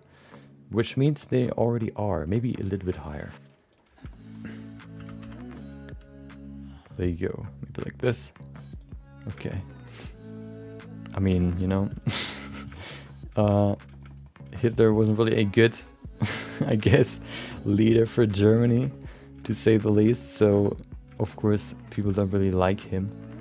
I wouldn't really say people necessarily didn't like all the people that followed him, or at least I wouldn't say that, because most of them probably just followed him because that's just what you had to do, especially for young people. You know, as long as, you know, not everybody that followed him were like a Nazi. It was just like that you had to follow him, otherwise you just like were maybe even a criminal. So you were forced to. So I wouldn't really hate anybody that followed him necessarily, without knowing that they were actually, I guess, actively helping him, I guess. The association Google makes is old.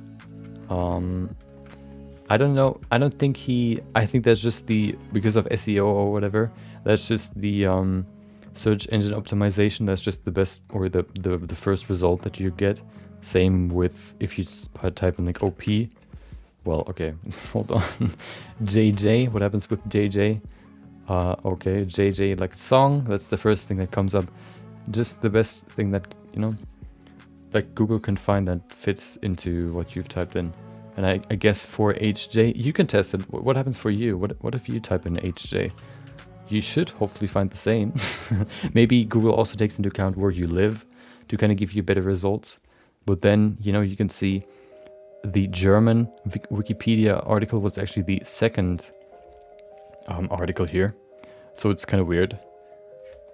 Yeah. Oh, you can't even see it. Okay. I forgot to switch the scene. Okay. Yeah, I guess that's just Google trying to give you the best result, not really anything related to you yourself necessarily. Okay. HJ Enterprises. Oh. So maybe it's also taking the location into account. There's actually a website that tells you that tells you what Google knows about you, or what Google, I guess, what profile Google has of you. I don't know how you get there, but it tells you stuff like, oh, well, you might like animals, you might like sports, you might like football, you might like soccer. It kind of just tells you what it thinks you like, and this way you can kind of figure out what kind of ads you might get, and also kind of figure out what Google sort of knows about you. Of course, they don't tell you everything, but at least a little bit. They also tell you whether or not you're female or male, most likely, and other stuff as well.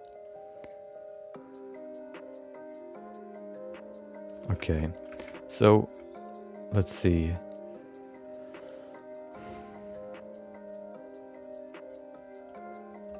We have some serious thunderstorms. Hold on. Well, there are some clouds, but not really any thunder. You would hear it, but pretty cloudy.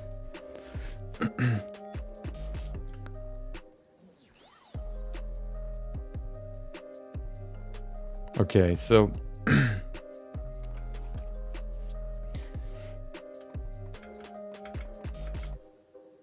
let's see.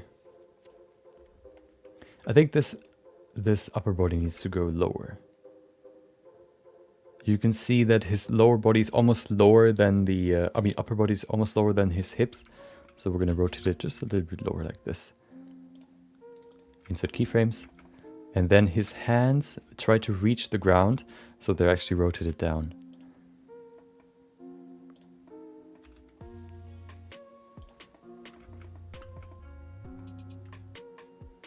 Also, they're not fully bent. Usually you don't really bend your arms fully. You always have like a small, oh, I hit my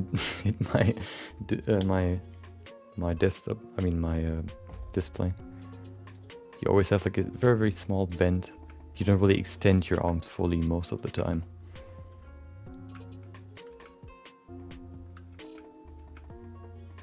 It also has a weird rotation to the side. Let's fix that. There you go. There you go. Okay.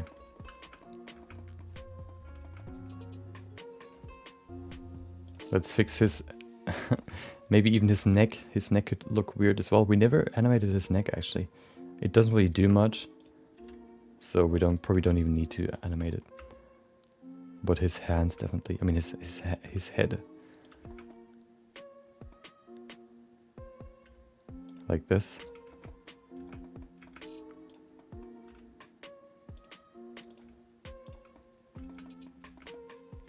Okay, so let's look at his feet.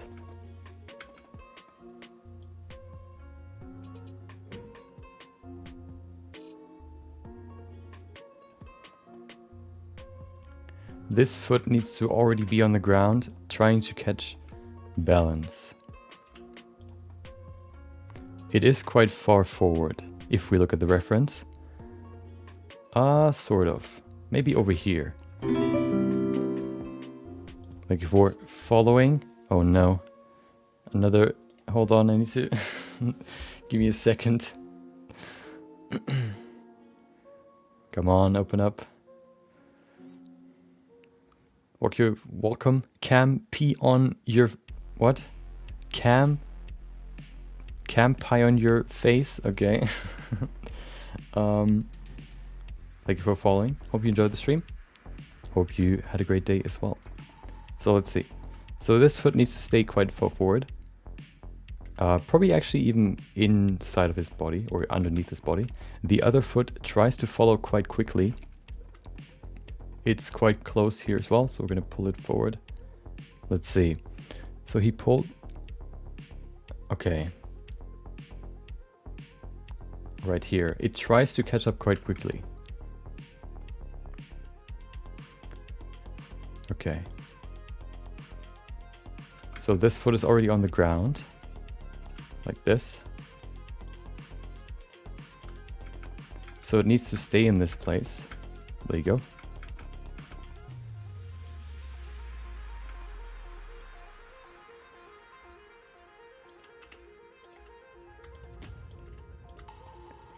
Okay, oh, there you go.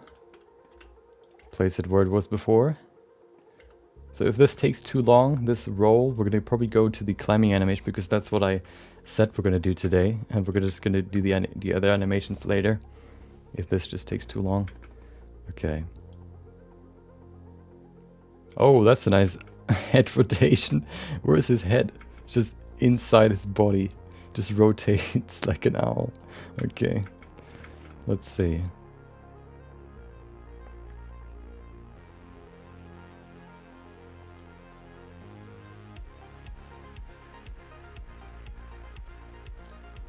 So the left foot right here creates a small boost upwards, so you have some more time to catch his balance, which means he kind of jumps up a little bit right here. He also keeps the rotation of the body, which would mean that we can probably copy these values. Can we? No, hold on, we have to...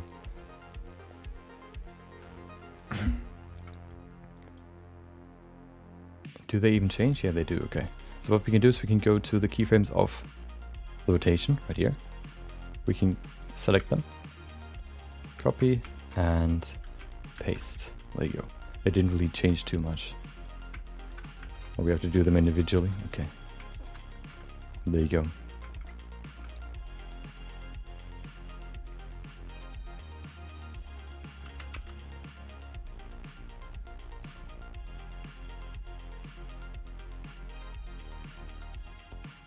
Okay. We need to fix his arms again, but what I want to do first is I want to look at the legs.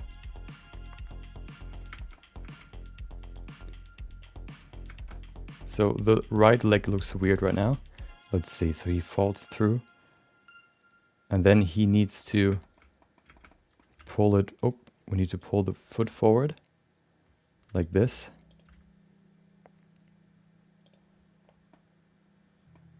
Okay, perfect.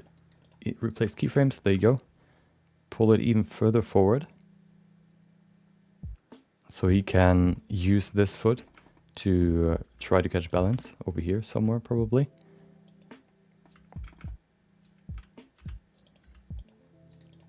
Still pretty rough keyframes, of course.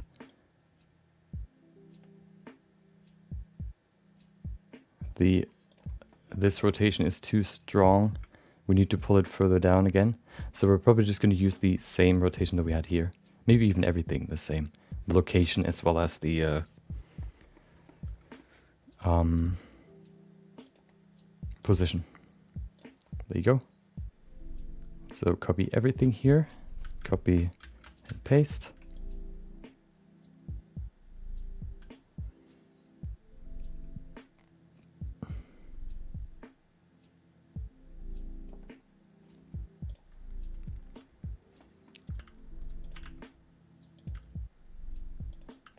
There you go.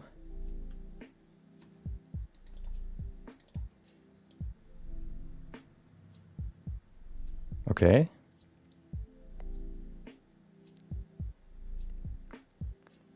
Of course, because the next keyframes would be him running, starting to run or getting into the running animation, he tries to transition into that running animation. But of course, we still have quite a lot of room to cover where he, you know, does the roll. So let's see. Yeah, that looks way better than before, especially, definitely. So, okay.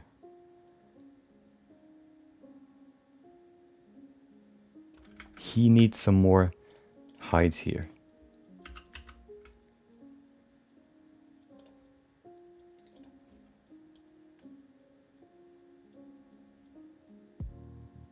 Does he even gain height here?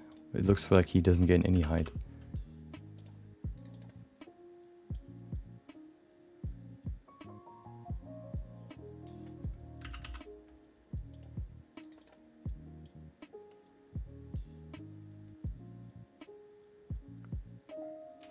We should probably also pull his upper half higher, which means we're going to rotate it back like this, just a little bit, not too much.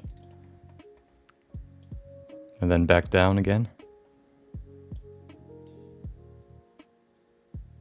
It's right here, right? Yep. Rotate it back down, just a little bit, like this. So he tries to get balance, but it doesn't work. Then he trips too much and needs to roll. So let's create the roll, which will be pretty interesting. Never tried animating a roll, but what would happen probably is that we would let's see, what does it look like? He would probably start the roll with his left shoulder because his right foot is forward, which means he gets a slight push from the right side, which would trip him to the other side, which means he would probably roll with his left shoulder. I need a bigger camera so I can show it better. Okay. I needed like a full body cam that I can switch to and then I can perform actions. Okay.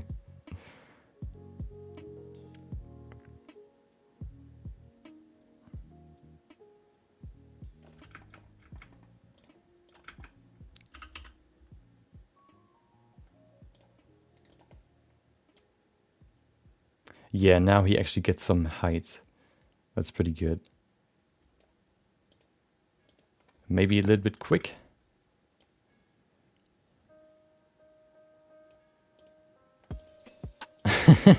Looks like a dance. Okay.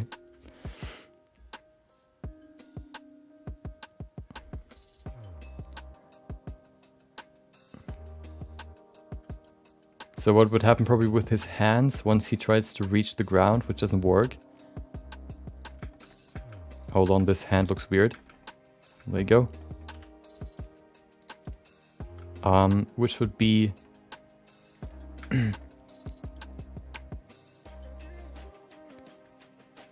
Okay, it definitely is too far stretched, so I'm gonna pull it a little bit higher. There you go.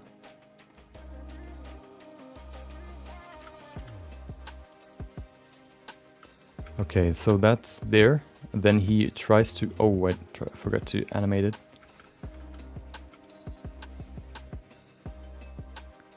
There you go. The problem is now, as you can see with him, once he tries to reach for it, he kind of tries to get some balance by moving his hands outwards. So that's what we're gonna implement here now. which means he doesn't keep his hands outstretched. He actually moves them higher up again, further out, like this. For a brief moment.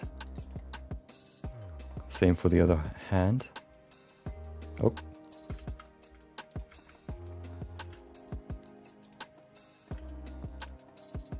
Not too far, just a little bit. Kind of, you know, as if you were jumping, you do these weird rotation movement to kind of keep your balance in the air. Like this. And then you can see he immediately goes, I guess you could say he goes into roll position, which means now he needs to turn his left shoulder forward so he can roll onto it. Okay. Which means he tucks his right hand in. Wait. So one thing we have to change definitely is the amount of time that we have for all these animations.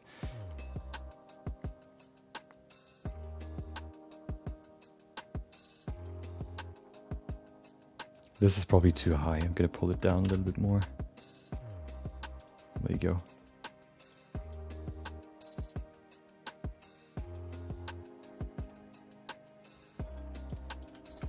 So the next step would be the next keyframe, probably over here somewhere.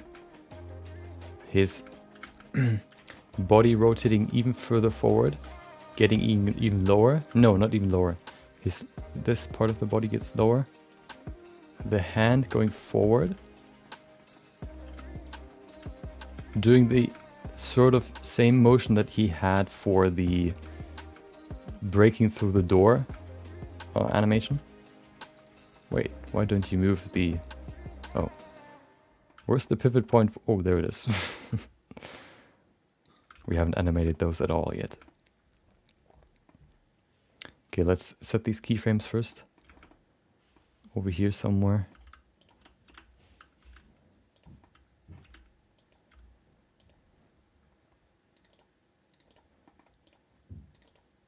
Okay, we have this part of the body. Oh, we need to rotate it first. There you go.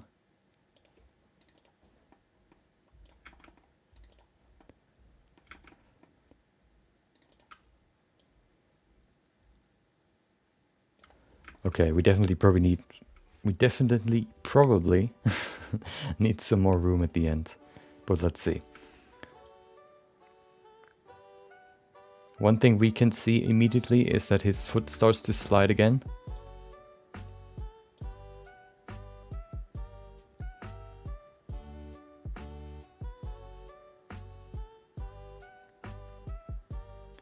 So let's put a new dot on the ground, marking right there, and we move his foot back.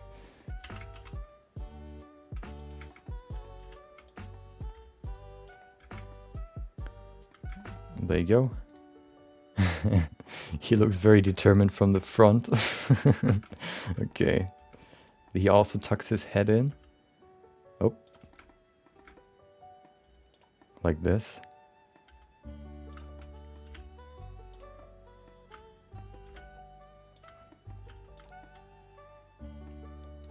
Okay.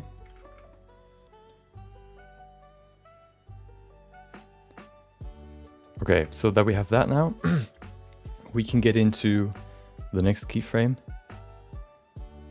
which would be him starting to roll. So his left foot needs to be lifted off the ground. He needs to get lower to the ground and also start to roll onto his shoulder, which should probably be here somewhere.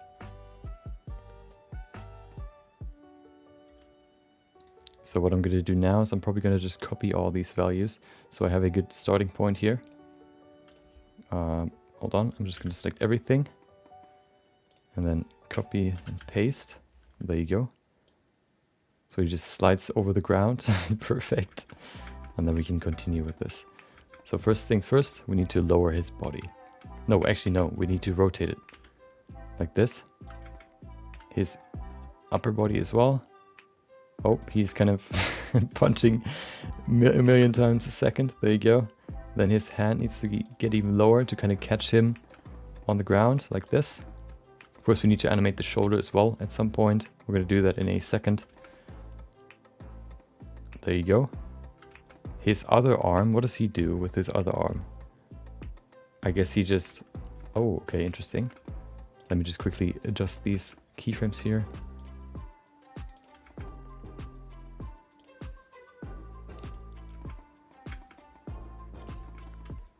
Okay.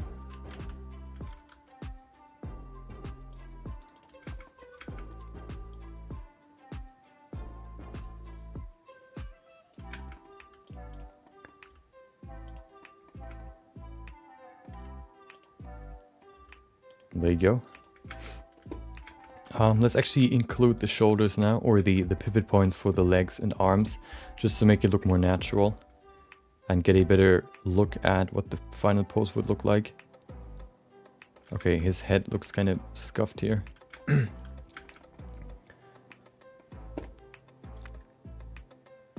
Why does it immediately look down?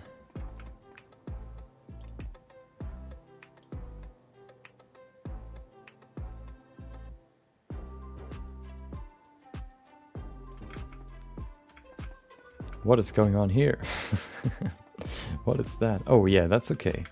Oh, we haven't animated the rotation yet. What if I reset unkeyed? Well, I can't reset the rotation, can I? Reset. Nope. Okay.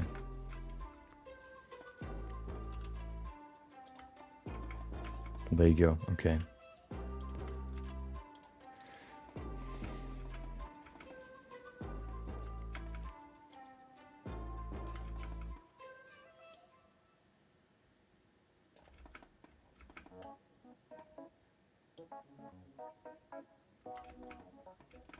Okay, we definitely need a keyframe right here somewhere, because he has a very, very scuffed look on his face, or his head is scuffed. I guess we can just pull it forward and rotate it a little bit. There you go, perfect. Maybe even pull it higher. There you go.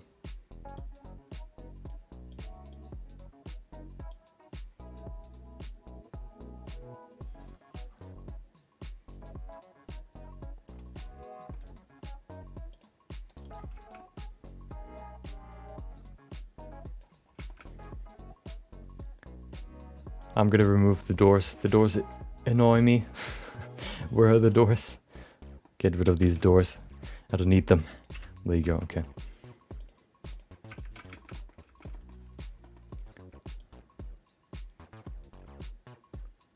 Okay.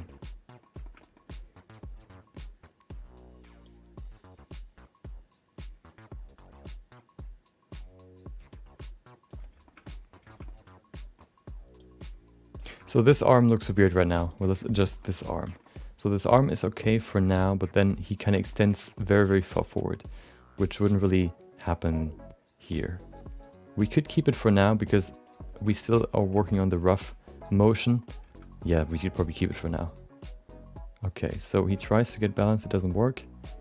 Doesn't work, and then he starts to rotate.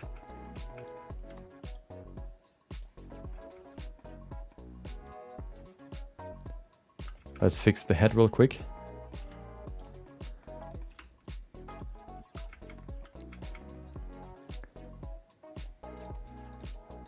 There you go. Tucks into here. Perfect. Keep the rotation. Oh, hello.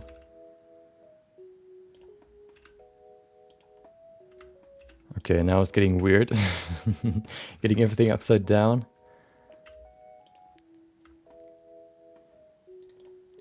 Okay.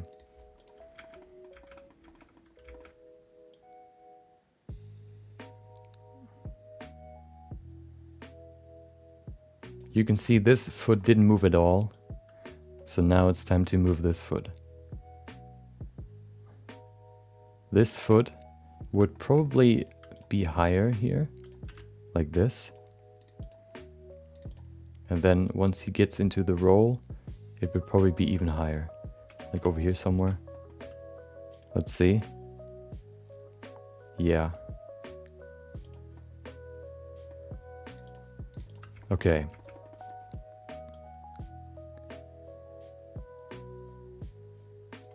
Good. We need to remove some of these keyframes here, otherwise we don't have enough room. Okay. Oh, what is this? There we go. There you go. Wait, which one did I remove? I can't remember. There you go. Okay. So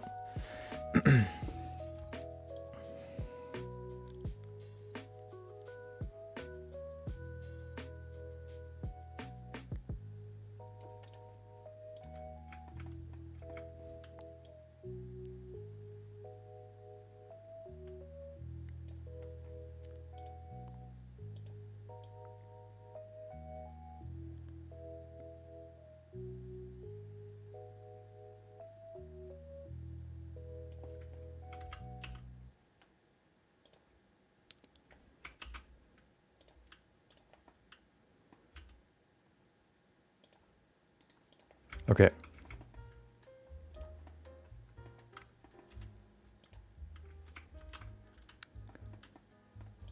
There you go. Where's the elbow? Perfect.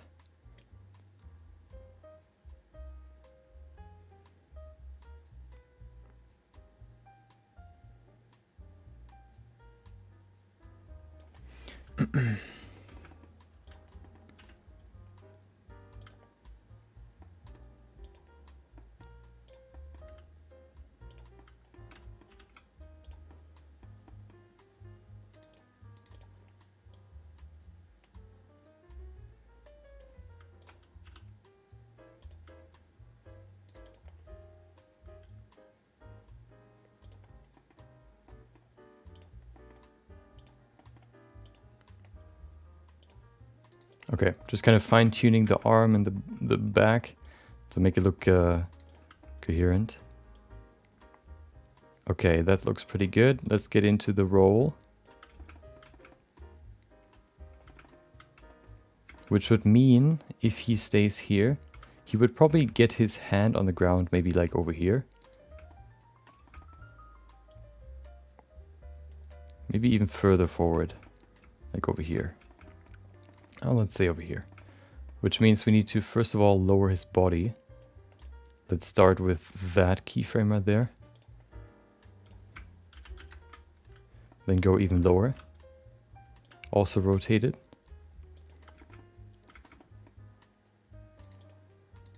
And then we need to rotate the upper body.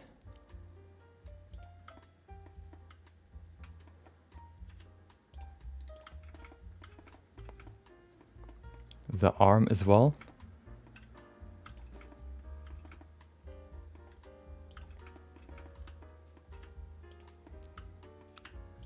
Okay.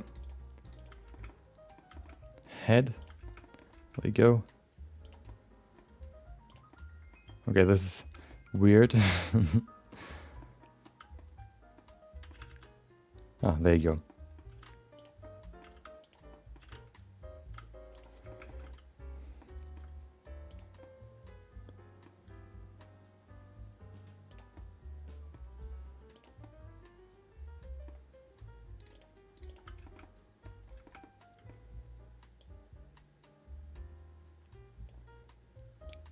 The other foot would probably also tip, fall, go upwards now because the balance is so far forward.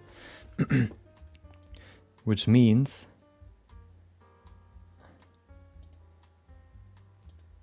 okay. Da-da-da. He would trip right there, and then his other foot would fall upwards as well, or fall upwards. Fall. I mean, lift up. Like this, which also means that the other one is closer to the body if I look at the GIF. No, this one stays there, but this one gets probably closer. Okay, we definitely need to adjust the knees.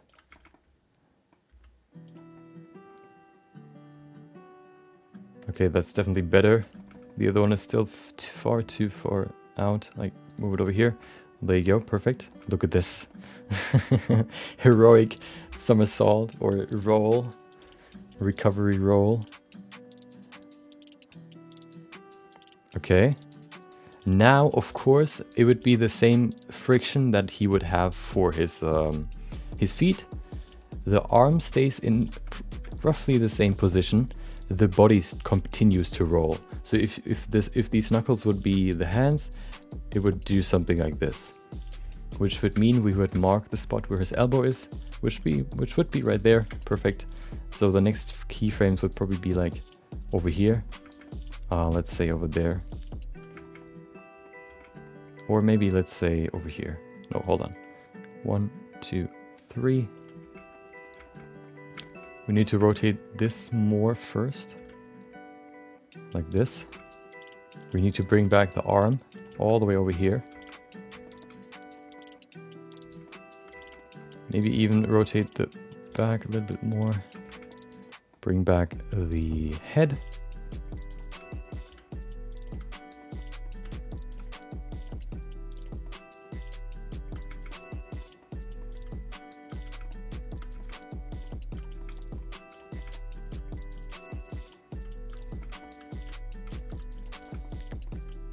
Where's the elbow control? Is it this one? Yeah.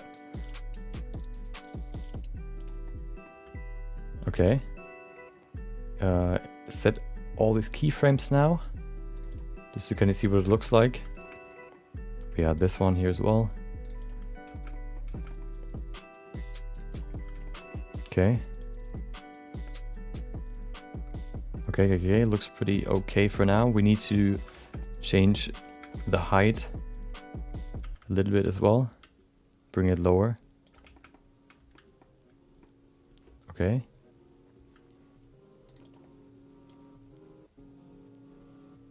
His head is still scuffed. I forgot to keyframe that, but that shouldn't be a big problem. One thing we need to definitely animate is his neck, because right now we can see he still has a straight neck, which doesn't really work for this animation. So we need to adjust that as well in just a second. Okay, that should be good for now. Okay, so we've never animated these bones, but they should be pretty important for this. You can see how they can tuck in his head a little bit more. It probably should begin like over here somewhere. Yeah, let's begin here. Rotation.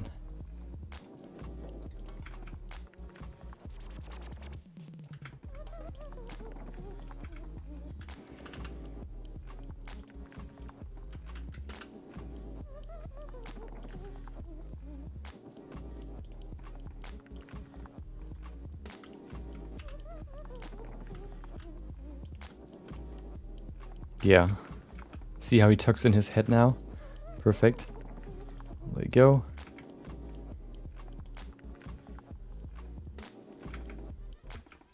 We need to do it even more here.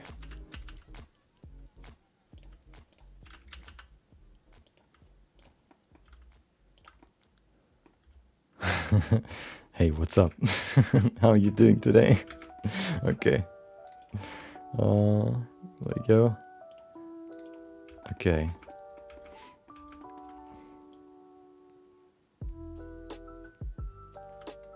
Let's finish with the other parts of the body, like the hands and the other hand and the legs, basically. What does the other hand do? Oh, it just stays close to the body, I guess. Okay.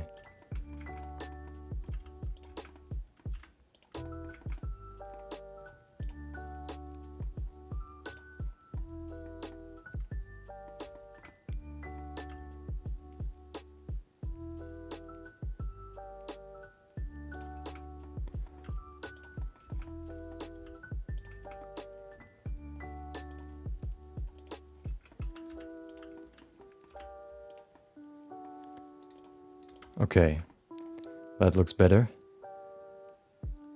That's a good beginning for the animation. One thing we have to adjust though is this is probably not in the right place for the rest of the animation. Is it? It looks pretty okay though. No, I think that's okay for now. One thing we have to adjust though is the head rotation. It just looks very, very weird here.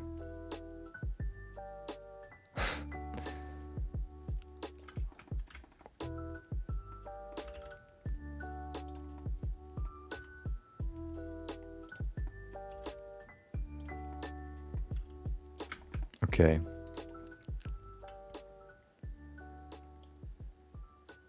Yeah, that's better. Okay, there's a weird movement here.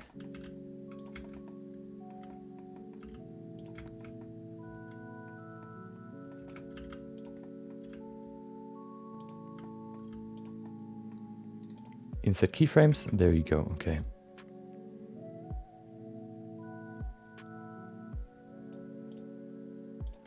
Okay, let's continue the roll now. Oh, the legs still, hold on, the legs.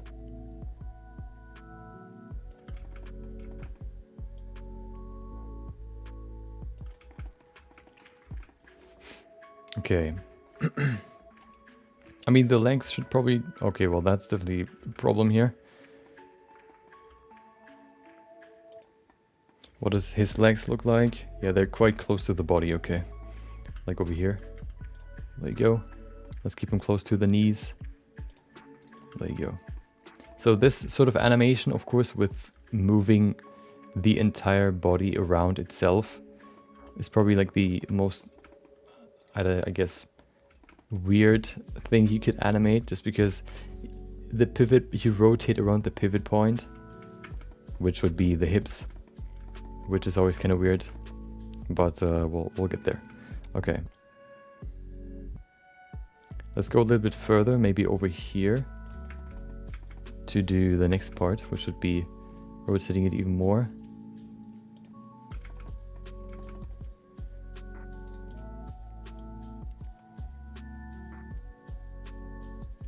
Let's end the core rotation before we do anything else.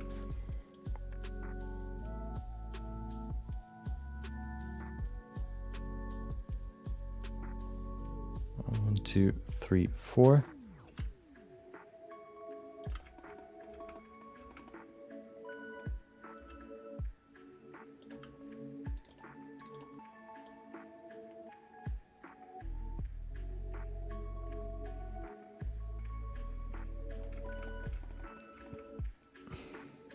Just marking the ground where he would probably hit the ground.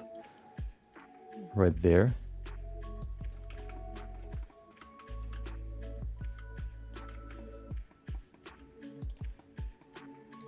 Of course, everything looks scuffed, but that's the plan right now.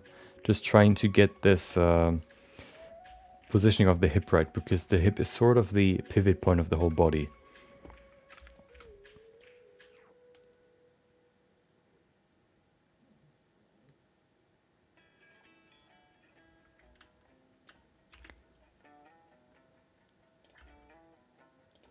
Okay.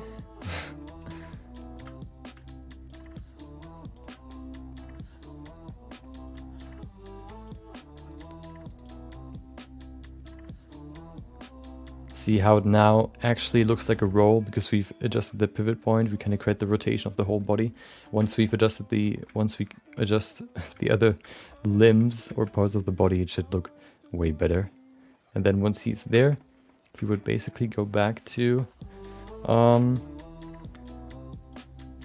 standing, which would mean from here, hold on, where is he sitting? Right there.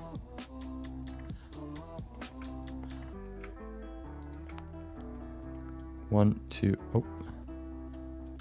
Maybe over here, he would be like far over here.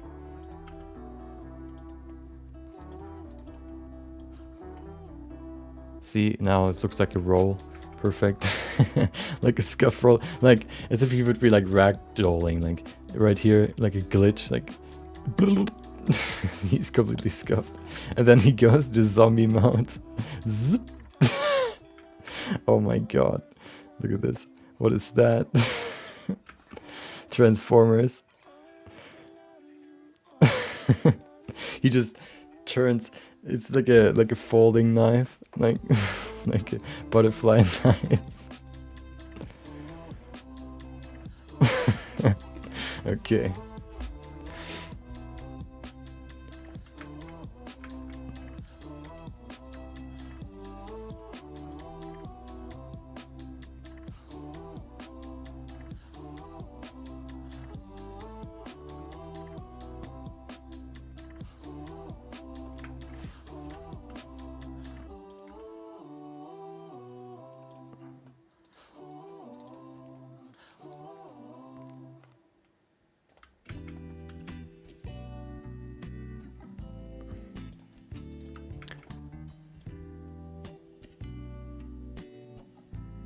So one thing I'm kind of worried about is the...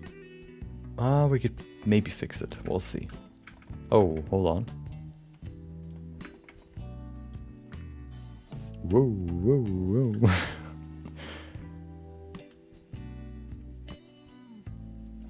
We need to fix the rotation as well. There you go. Okay. So the problem here is that because we have rotated him forwards by 360 degrees, he still has that 360 degrees, or he has plus 360 degrees, but these values here have 0 degrees. So it tries to turn itself back by 360 degrees, which is why you have this weird rotation here, like this. Ooh. This glitchy rotation. Let's see if we're gonna fix that soon. Shouldn't be too hard. Let's make this actually look good now. So we have right here. This looks good so far. Everything is animated here, right? No, yeah, okay. Right here it begins to scuff out. Let's begin with the arm.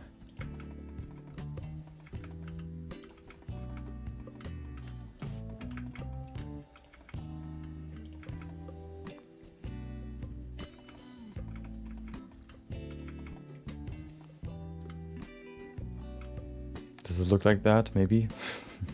Hopefully. Let's see.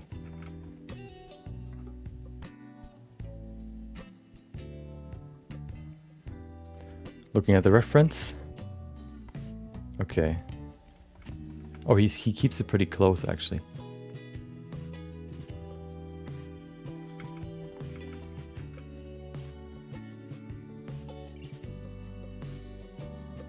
Oh, so what he does is he actually doesn't make it vertical or horizontal to his body. He does something else. He pulls it like over here.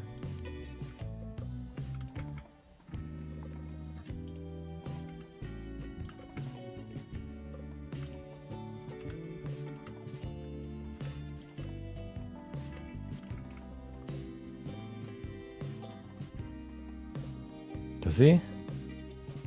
Kinda hard to see. Sort of.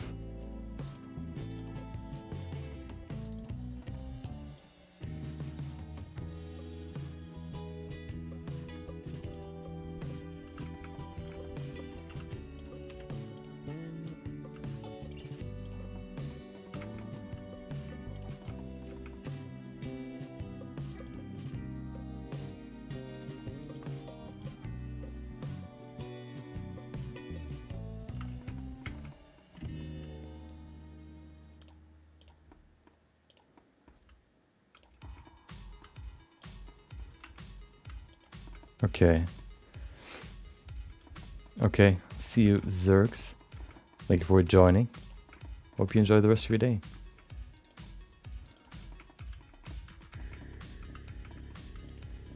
Okay, so let's see. Rotate like this. We should probably rotate it out. Like this. Probably. Oh. There you go.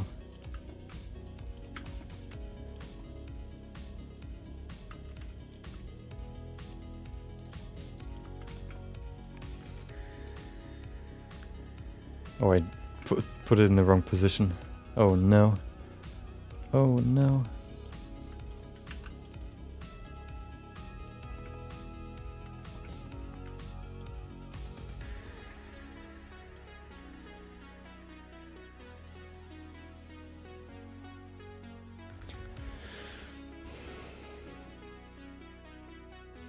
Oh no, okay, he actually makes it vertical, I mean horizontal to his body.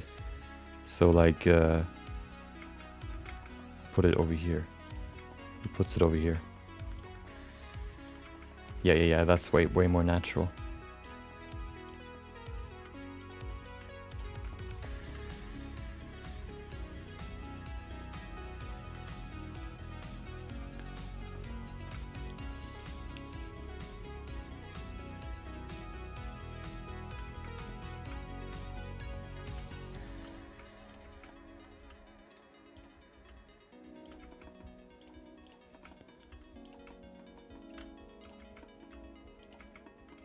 Oh.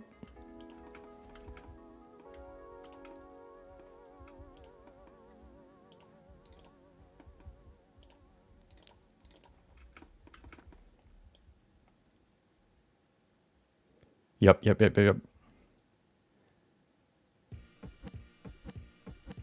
Okay. Zip. Perfect. And then he uses his hand to lift himself off the ground.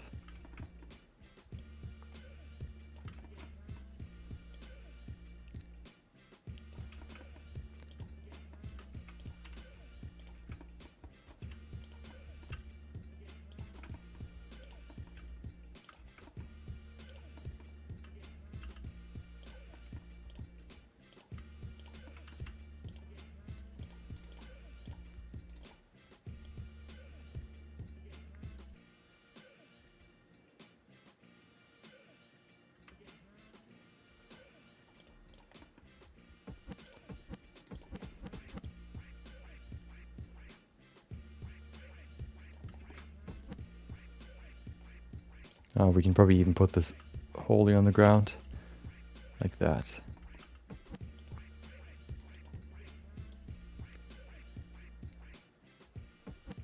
Whoa.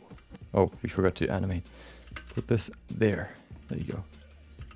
Okay.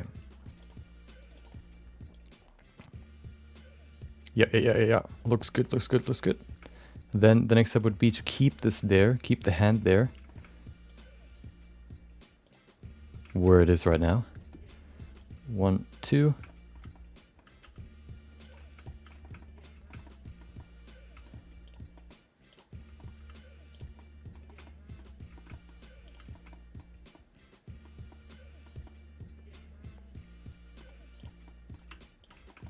Maybe we should pull it a little bit closer to the body, though.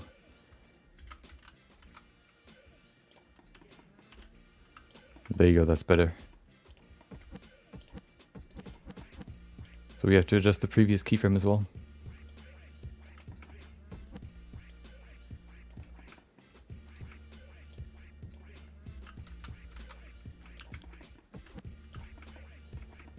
Okay.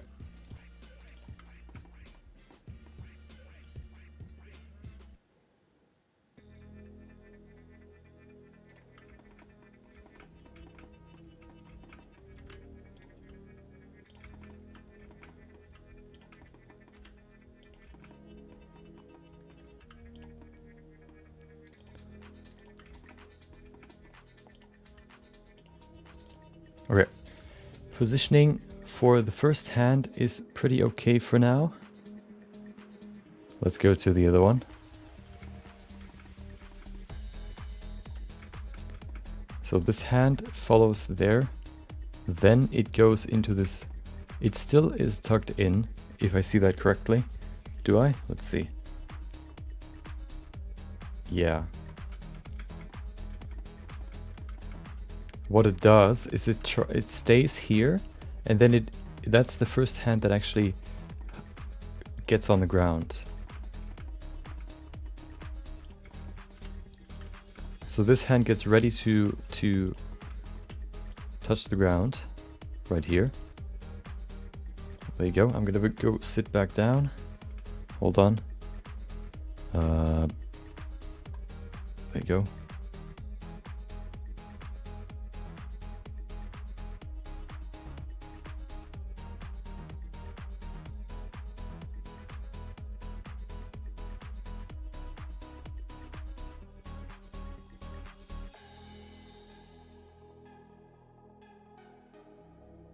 Okay, continuing. I don't think we're gonna get to the running animation. I should probably change the title once we're done. That was a miscalculation on my part. Well, that happens sometimes, I guess.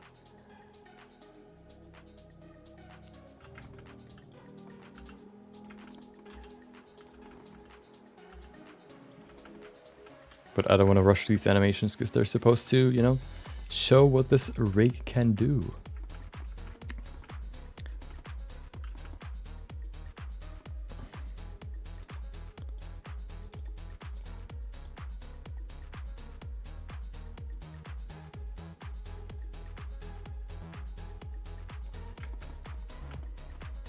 Okay, this hand is to...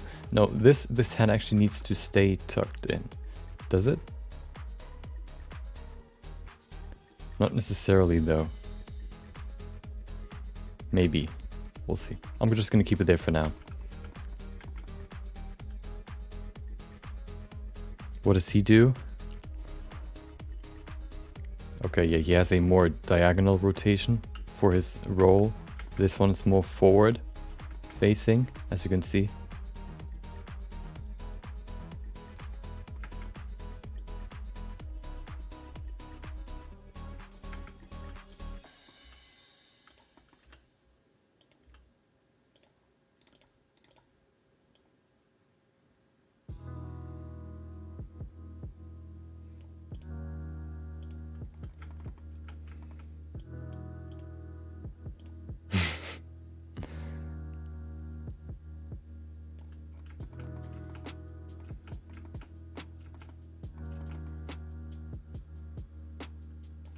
Mark the ground, there you go. So now that we have the roll basically set, we can make sure that all the limbs kind of follow the movement that they're supposed to. By just going through them one by one and fixing all of them.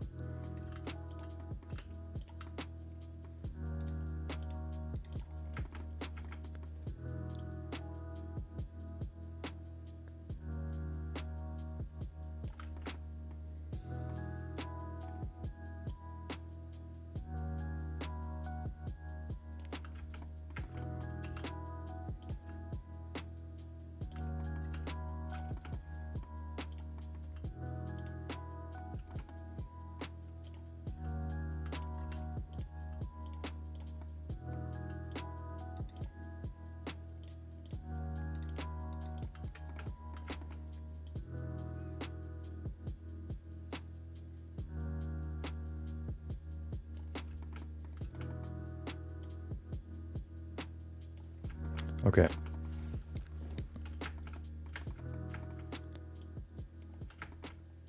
Let's fix the feet. The feet are kind of scuffed right now. Also the hip needs to be animated here as well.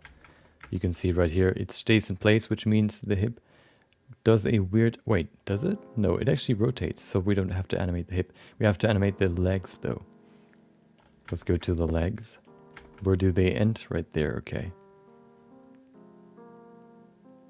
So how does he place his legs? Yeah, the one, okay.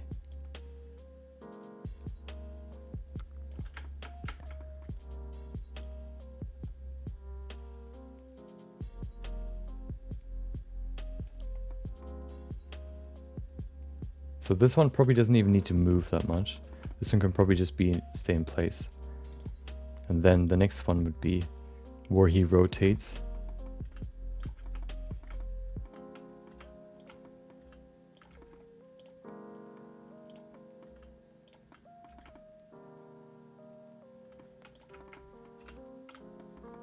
Like that. Keeping this there for now. We need to, let's do both legs.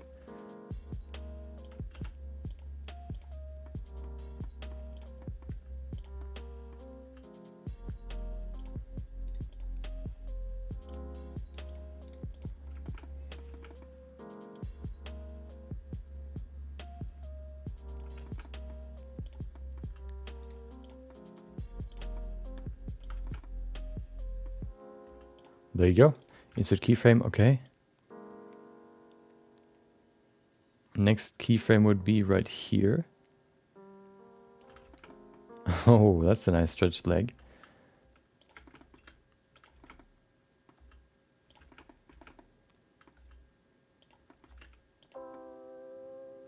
Ready to take off again, to stand on the ground, basically. This one should probably be a little bit higher than that.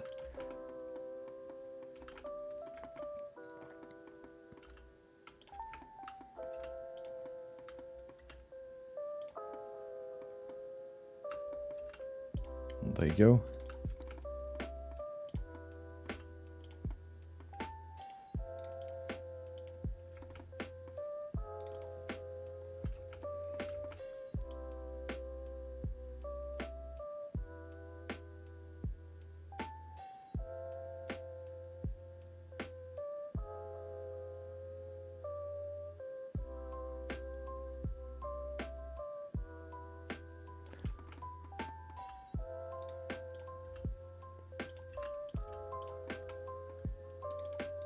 Okay, just adjusting the position a little bit. There you go. This can probably be lower. Yeah. Over here somewhere. And then we need to put them on the ground. Right here. They would probably stand somewhere over there. Right there.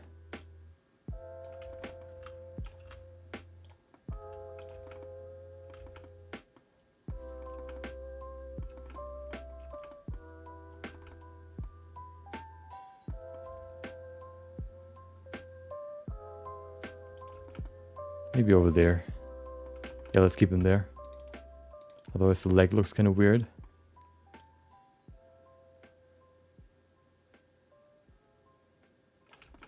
This leg also needs to be brought down.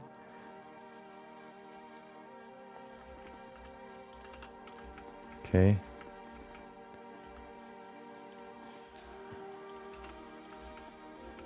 This one reaches out further, so he can have 2 steps basically ready to go. Right there.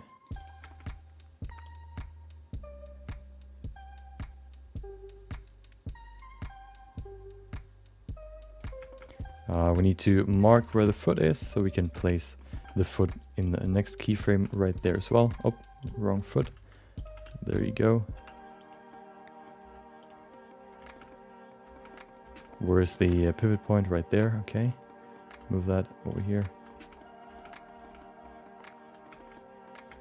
Maybe we shouldn't do it like that though. We should probably do it... Oh. Rotate it more like to the side. So it is more like in a side position. Thank you, Hustler, for subscribing. If you're here, hope you enjoyed the stream. Welcome.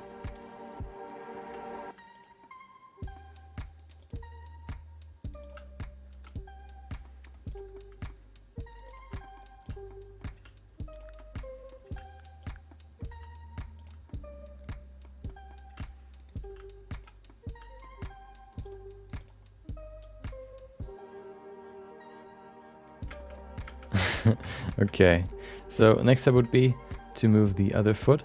Let's see where that is. Yeah, this would be the foot that would now stand on the ground.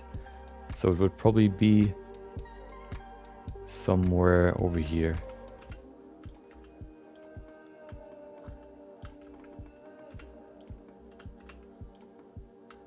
There you go, put it on the ground. We need to move the knee pivot point.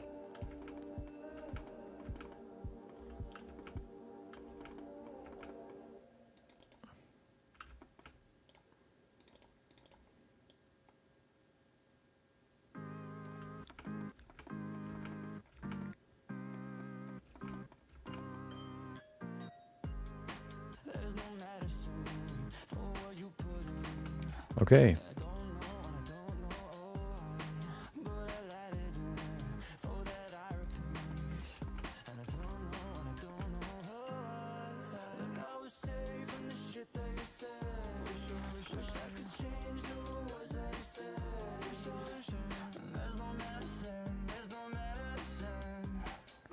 What we can do now is we can basically just look which keyframe here looks the best for this animation and push it all the way to this keyframe. This one looks pretty good. One thing we have to keep in mind though is the rotation of the body, keeping it pretty straight.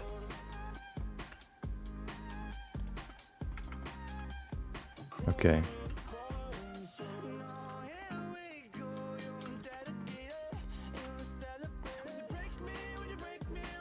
So this keyframe looks pretty good. So I'm gonna just remove this one. What is this? Oh, remove them. Okay. Now I can just grab all this. Let's see, where is the other animation? Right there, right? Okay, where's the... Hold on. Oh, thank you, Chlor64, for following. Welcome. Thank you for the follow. Hope you enjoyed the stream. Currently trying to figure out the transition from the roll to the running animation. Gets quite complex, so it's kinda, you know, kinda hard to commentate what I think about. But so the problem we have now is basically that we have a few objects that have rotated forward by 360 degrees, so they have a plus 360 degree value in their rotation, which means that we have to, yeah, as I said before, kind of fix that. There is probably a simple way to do it by just basically going from one frame to the next and removing the rotation. That's what we can do. Yeah, we're gonna do that in just a second though. What I want to do first is I want to create a nice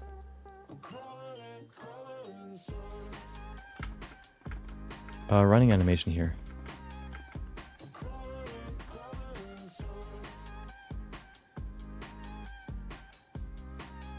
I'm looking for where, there it is. That's the,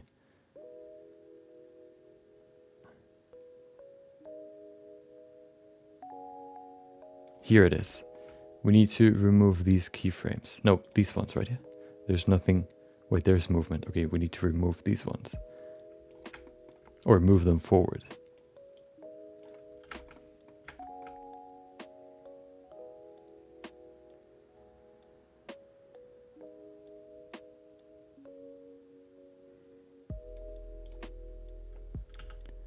Oh, hello. We need to remove this keyframe as well. Wait, delete, delete. Nope, delete keyframe. And then we can select them again. Right there. Move them forward just a little bit more. Maybe 1 or 2.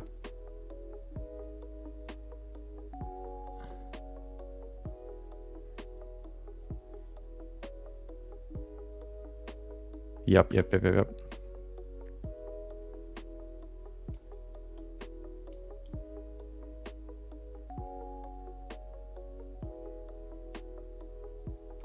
Okay. These pivot points are so scuffed right now. Okay. Let's talk about... we can probably easily fix the pivot points now. So that's the next thing we're gonna do. Or no, let's fix the feet real quick. The feet shouldn't be too hard to fix. The next step would be basically, first of all, to kind of mark where his foot lies on the ground, so we can keep it there. For probably all the way over here. There you go. Keep it there. We then go into the rotation and bring it back to the original rotation. We can probably say reset unkeyed. Why is it like rotated like this? Oh, we have to set the rotation to 0, 0, 0, and 0. Whoa, why is it rotated like this? What is the problem? What has caused this to happen? Yet now I can't rotate it at all. What is going on? What did I do?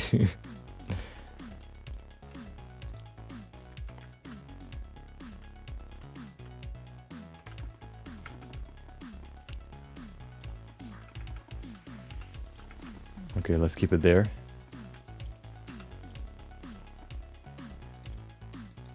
Wait, no, it has to be down back there, right? Yep.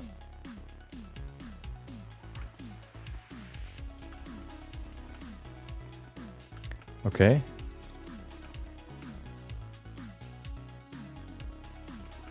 We also have to rotate back the back. Right here, probably. Right there.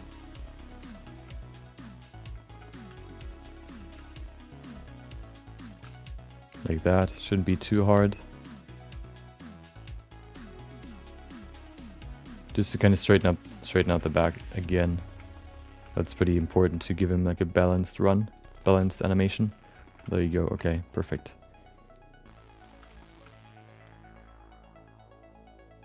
And now we basically fixed the foot. You can see right here. Woo! And there you go. Perfect. Yeah, look at that. Which means now that we can basically move this animation just a little bit further forward. Maybe over here. And there you go.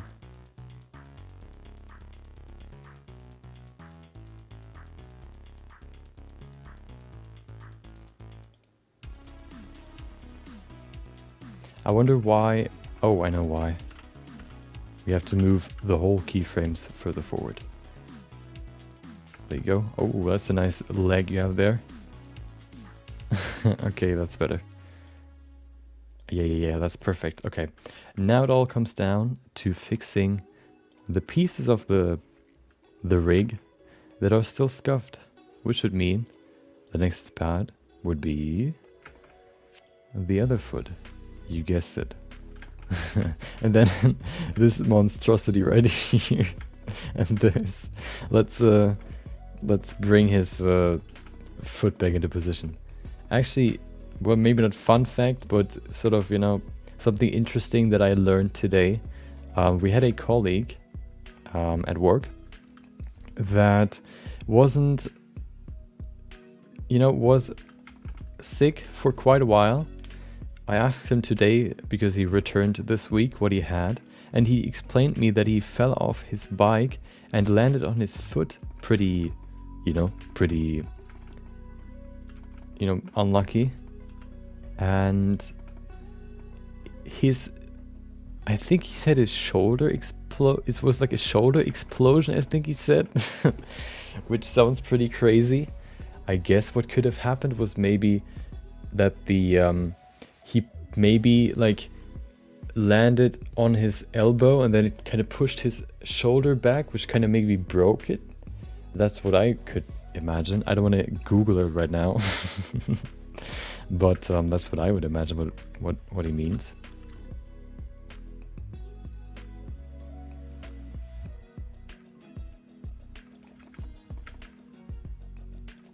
Sounded pretty brutal, to be honest.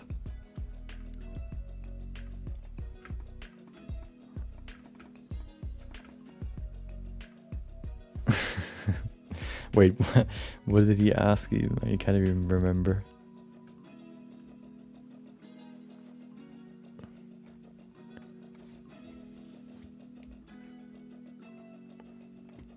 Yeah. Do you mean, what is it, stylized hair? I know of that technique.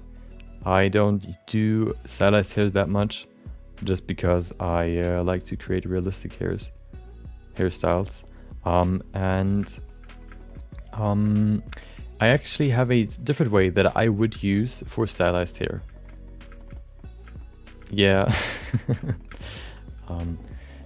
James, we talked about it probably a few weeks ago. There's a video on my videos channel going over this new technique that I think works quite well in combination with curves, or even just alone, because you can very easily create very, very complex hairstyles without having to use curves, but only just extending the edge, or a single vertex edge. Yeah, if you're interested in that, you can look it up. I've never seen that technique used before, but I think it's pretty useful. Yeah, we need to fix this angle right here. So I think the angle is fixed as far as I can see. See how it... Oh, there it is. What is that? Whoop, whoop, whoop. Okay. Let's see. What we can do basically is we can go to this rotation here.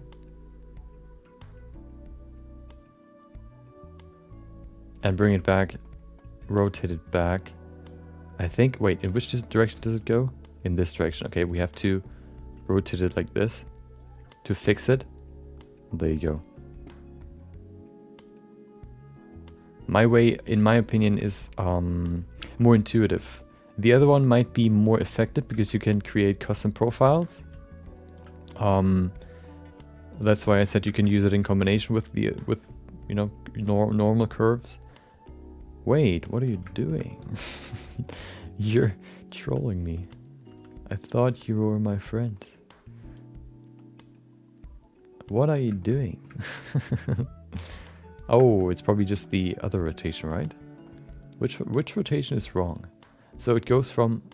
Ah, it goes from negative to positive in all directions.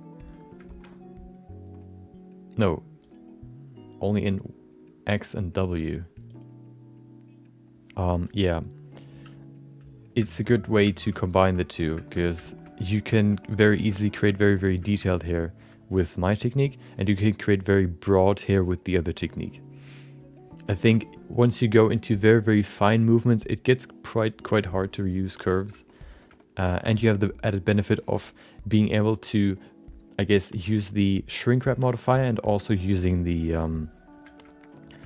what is it, the snapping tool to paste your hair onto the skin or the surface.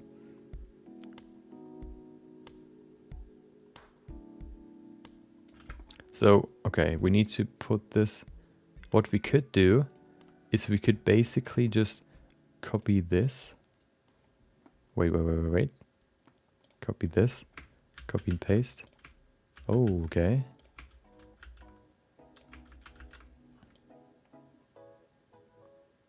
And then we can just rotate it back into position. That should solve the problem. It still does this 180 degree or this 360 degree rotation, but it does it so fast that it's not really visible because it's like one frame. There you go. There you go, perfect. Yeah, I know of the technique, but I don't use it, so I don't use it on stream, of course.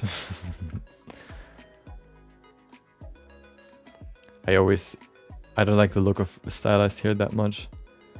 I would rather sculpt it or use particle hair.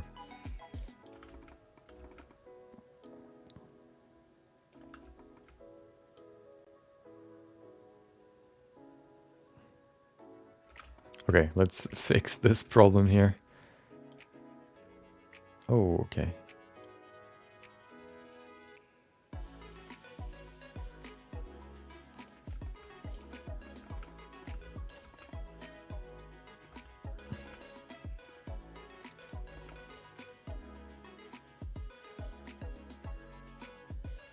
Aha, look at that. Easy. Oh, what is that? Dip. Okay, that's interesting. Wait, what happened? Oh, the body turned around as well. Okay. But why?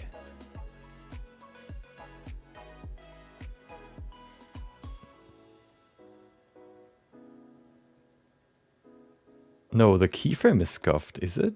Why is the keyframe scuffed?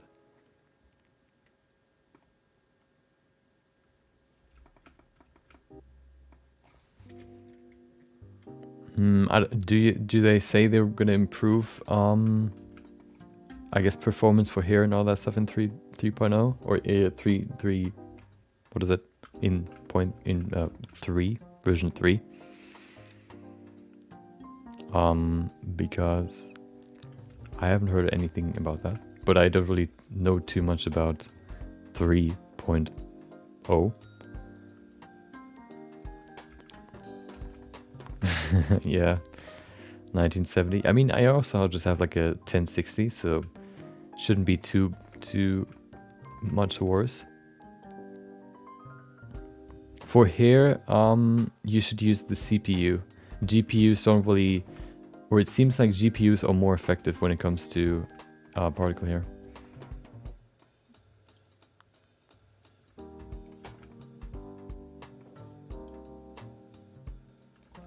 Yeah, I guess we could just, rotate it back.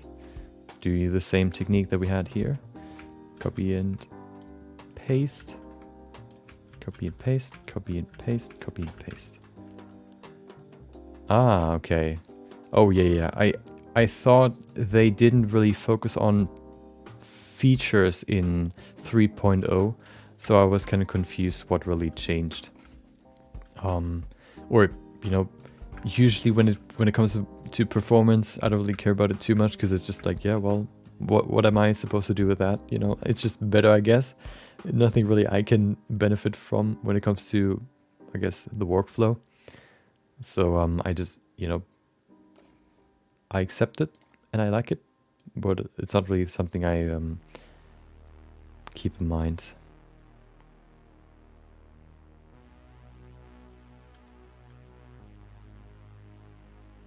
Yeah. Oh, yeah. So do they? Oh, they improve. Oh, they improve. Vertice. Oh, that's probably pretty good for sculpting. Maybe even for multi-resolution and subdividing. Oh. Now I'm interested.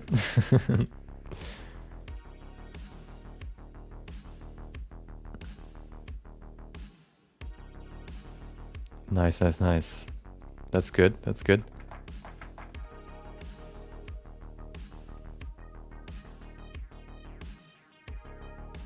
Okay, the legs look good now. The only thing that is problematic right here is probably the arms now. Everything else looks good. I mean, the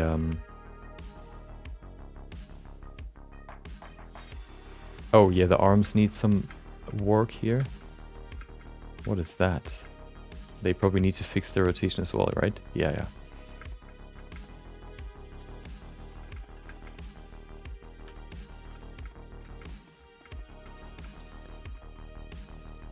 Oh, yeah. Okay, well, that makes it more exciting. But wouldn't that be part of oh, no, that's Cycles X. Okay, yeah. I mean, the closer they get to ZBrush levels of vertice handling, you know, the less I think about switching to ZBrush, you know. Or not switching, but at least trying it. The only thing that is really holding somebody or holding me down when it comes to sculpting maybe would be how many vertices you can use. Everything else is sort of in Blender already. So, you know, the better the performance while sculpting, the better it gets. The more you can go into detail. I also have a new technique that I wanted to try for sculpting, even more detail. That, yeah, will be very interesting when we have 3.0.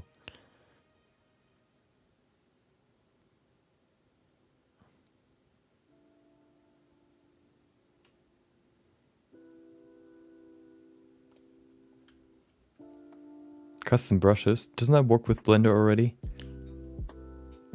Do you mean it can make, or do you mean I can make? You mean you can make?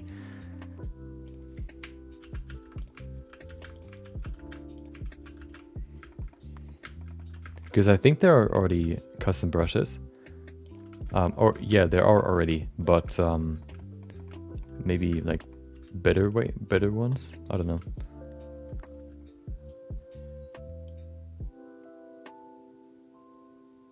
Ah, there you go. Perfect. This hand is fixed. Let's do the other one. Fixing the rotation.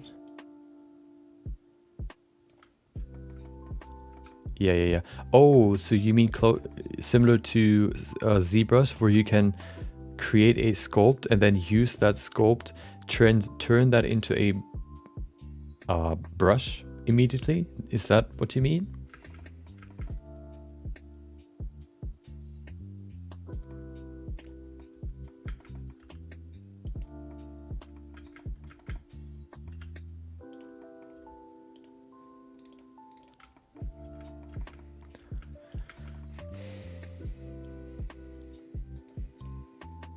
Where's my rotation? There it is. Copy and paste. Oh, no, hold on. Need to go one further. Oh, that's pretty cool.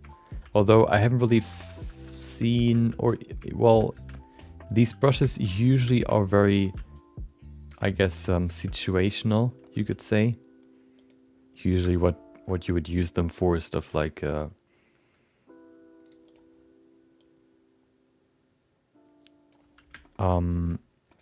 you know, if you want to have a zipper on your whatever, you know, your hoodie, you could just draw it on. You could have like seam lines you can draw on. That works already. You can find some brushes on the interwebs, but of course it'll be easier with the new, I guess, version with 3.0. That'll be interesting to see.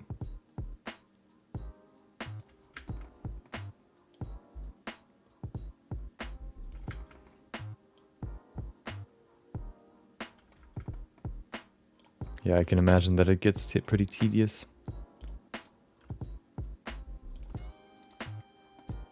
But you can make more deliberate and easier skin brushes. That could be pretty cool. You know, creating some very detailed pores. That could be pretty cool.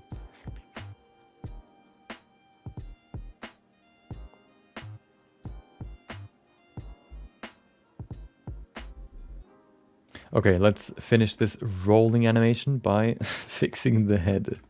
What is going on here? So it's right there, and then it breaks apart.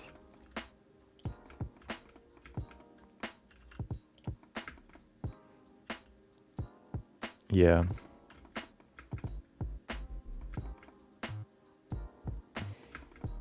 Of course, you can also sell them if you want to.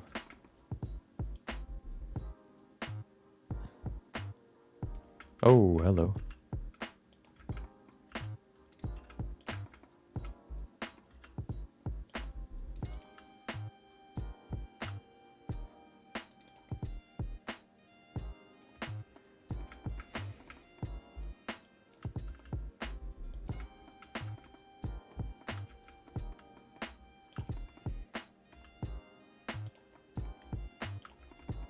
We also have to fix the neck soon.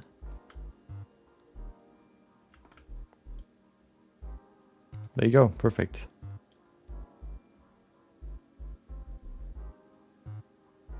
Okay, let's go to the neck. These two bonies here. Where do we have some keyframes? Right there, okay. Show me the neck. I need the neck, okay. The neck should be probably fixed. Right, we can probably keep the rotation up to there, and then we can start bringing it back to its original position. Well, that doesn't work. Why not? Please reset yourself. Okay, well, that doesn't work. Can we just bring this back to the original values? Ah.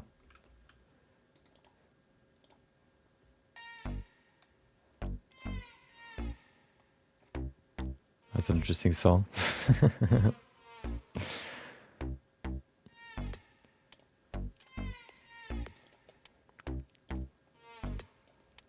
Okay, we almost fixed everything. Oh, okay. Oh, okay. What is that? What? What happened?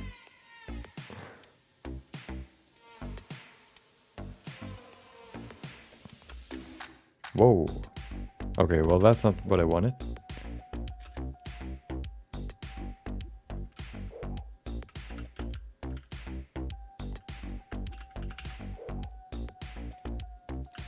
This one probably needs just a little bit more room to flourish.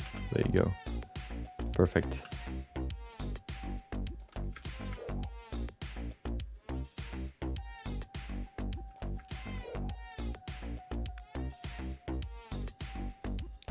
The one thing that I want to adjust though is the upper body. You can see there's a lot of room here that still needs to be adjusted. Especially probably right here.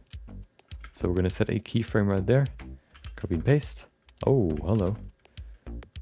I guess insert keyframe. You can see it right here. We need some more rotation.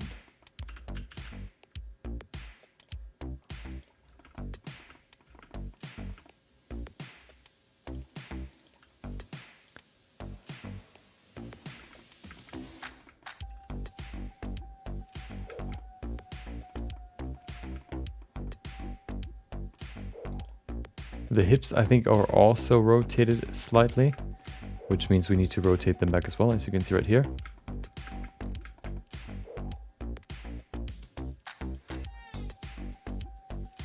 They look okay for that position. Can we reset them? No, we can't. Okay. Why not? Why do you deny me this ability?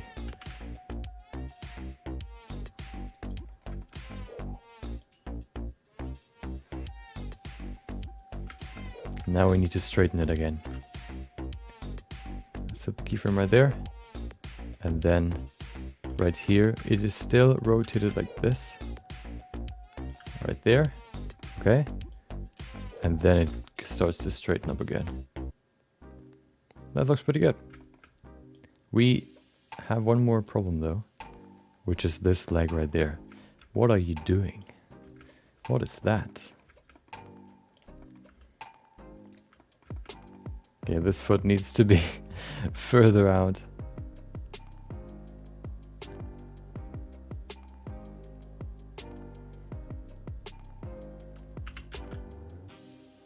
Probably over here somewhere. Ah, that's okay. That is, I think, acceptable. Acceptable behavior. You know, in class you always have these grades, whether or not you behave or not, whether or not you behave.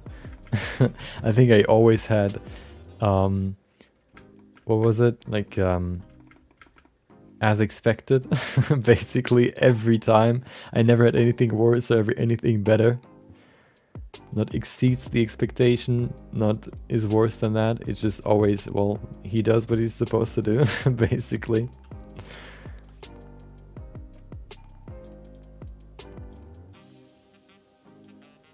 Okay.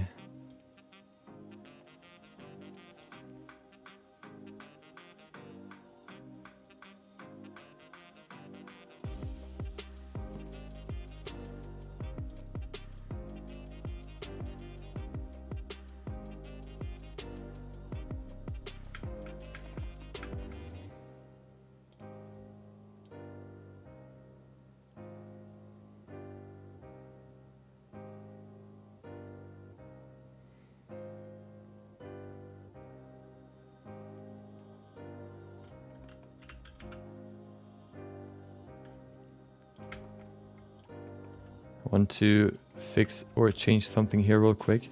This is quite fast movement. So what I'm gonna do is I'm gonna bring this a little bit closer or higher again. Hopefully this way we can make it look more natural and less quick. Okay, this one needs to be moved as well. Oh, there you go. Yeah.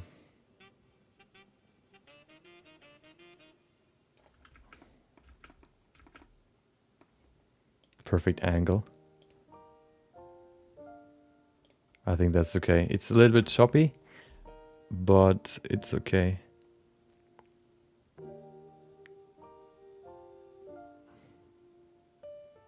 Oh, we can probably fix the choppiness because of the legs. The legs look kind of slow here. Do they?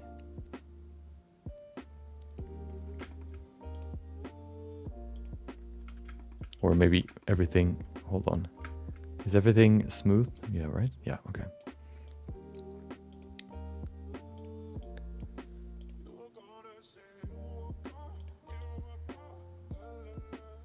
Maybe we should change the pacing. Hold on.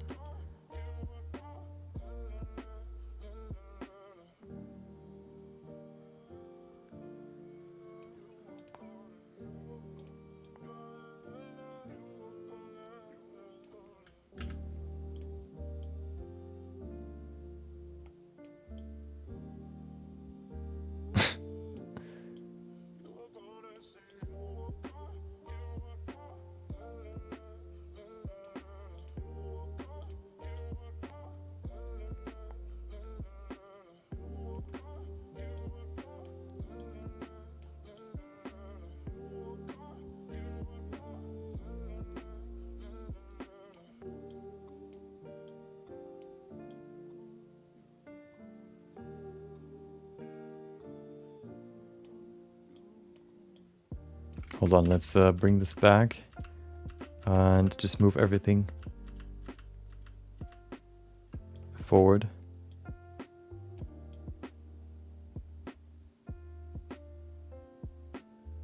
There's this slight delay between him moving and him staying there in this position, so I'm gonna move this maybe 1 frame forward. Okay. That's probably better.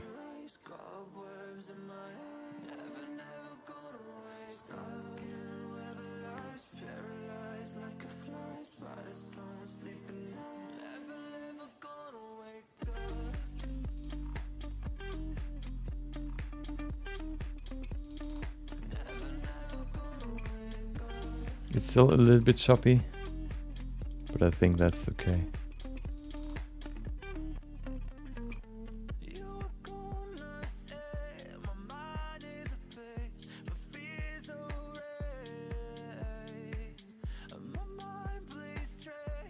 Wait, is there anything that is not, that is still stiff or not?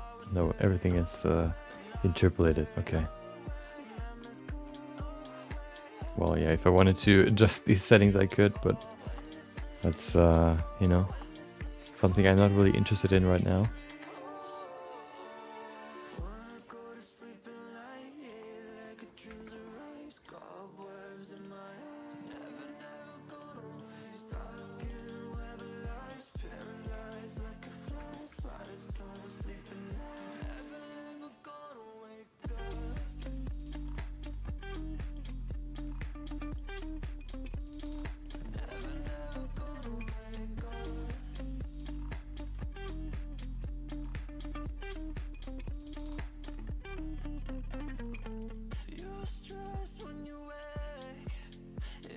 Oh, now that's smoother.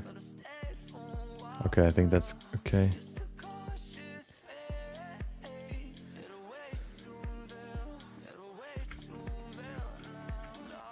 Oh, that's the problem. What is this? What are you doing? We found the imposter. Looking kind of sus here, my friend. Okay, there you go.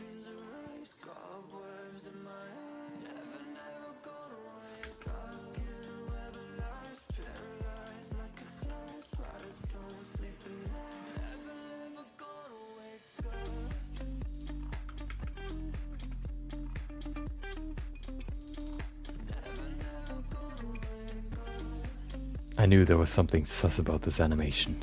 Now we found it. Okay, perfect.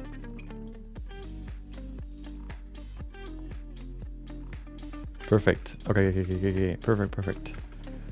Let's look at it from over here once more, just to kind of check it. Let's bring back the doors, because the doors are important. There you go. Okay.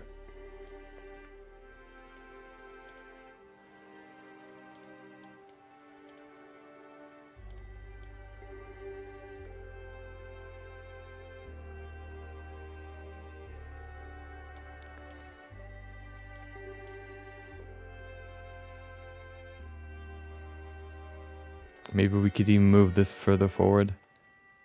Make it smoother.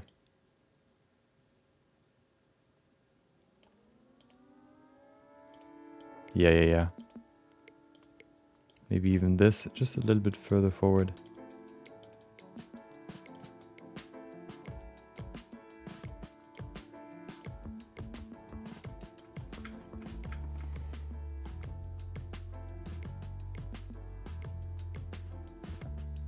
Oh, I know what was the problem.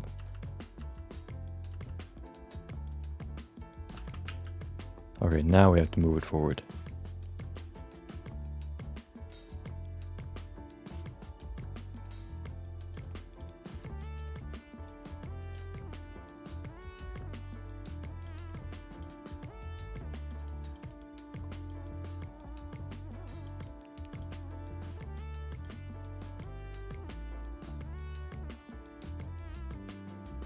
Nope, that's too quick.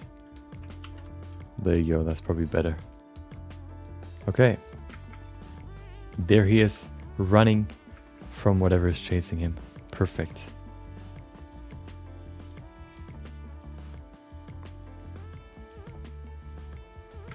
There's one thing that I want to adjust though. And that is the upper body. The upper body should probably stay a little bit longer forward before it falls down. So what I'm gonna do here is I will add maybe a keyframe right there that has the same rotation that it had before. Copy and paste, copy and paste, copy and paste.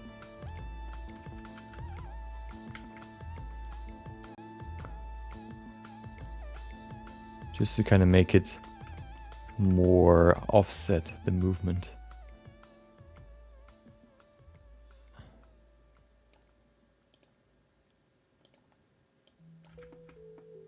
Maybe we can bring the rotation even further forward.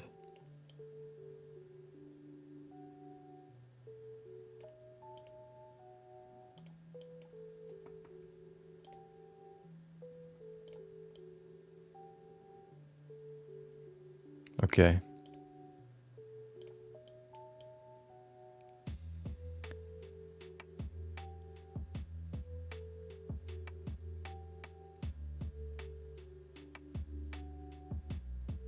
Well, you know what we could try actually? We could bring this higher and make this a gradual fall, not like going all the way down immediately, but rather going like to here in the beginning.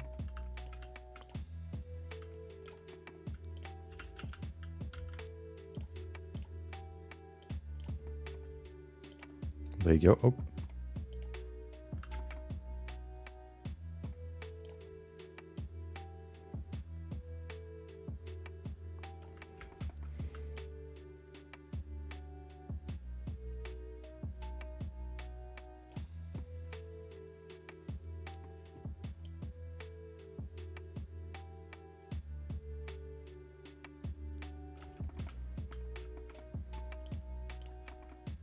This hand is still scuffed.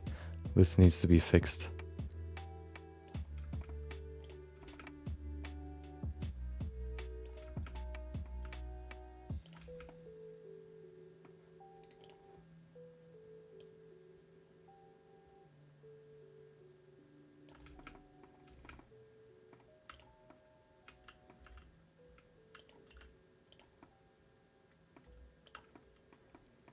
There you go, okay. So we have that now. Oh, what is that? Scale? When did I change the scale?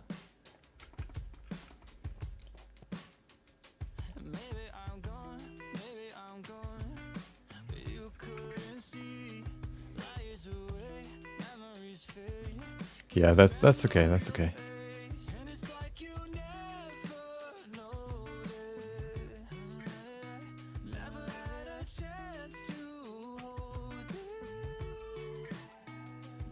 What if I, hold on, I want to try one more thing.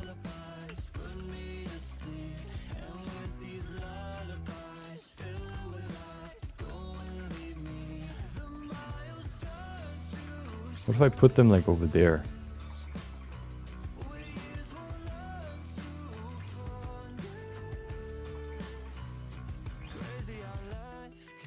Oh, that looks pretty cool.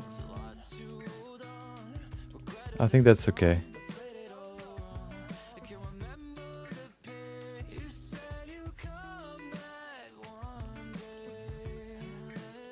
Yeah. That's pretty cool, that's pretty cool, that's pretty cool. Okay, perfect. So, I definitely need to call the stream, rename the stream afterwards. But yeah, today we've created the recovery animation and actually created a, I guess, roll animation, combat roll animation.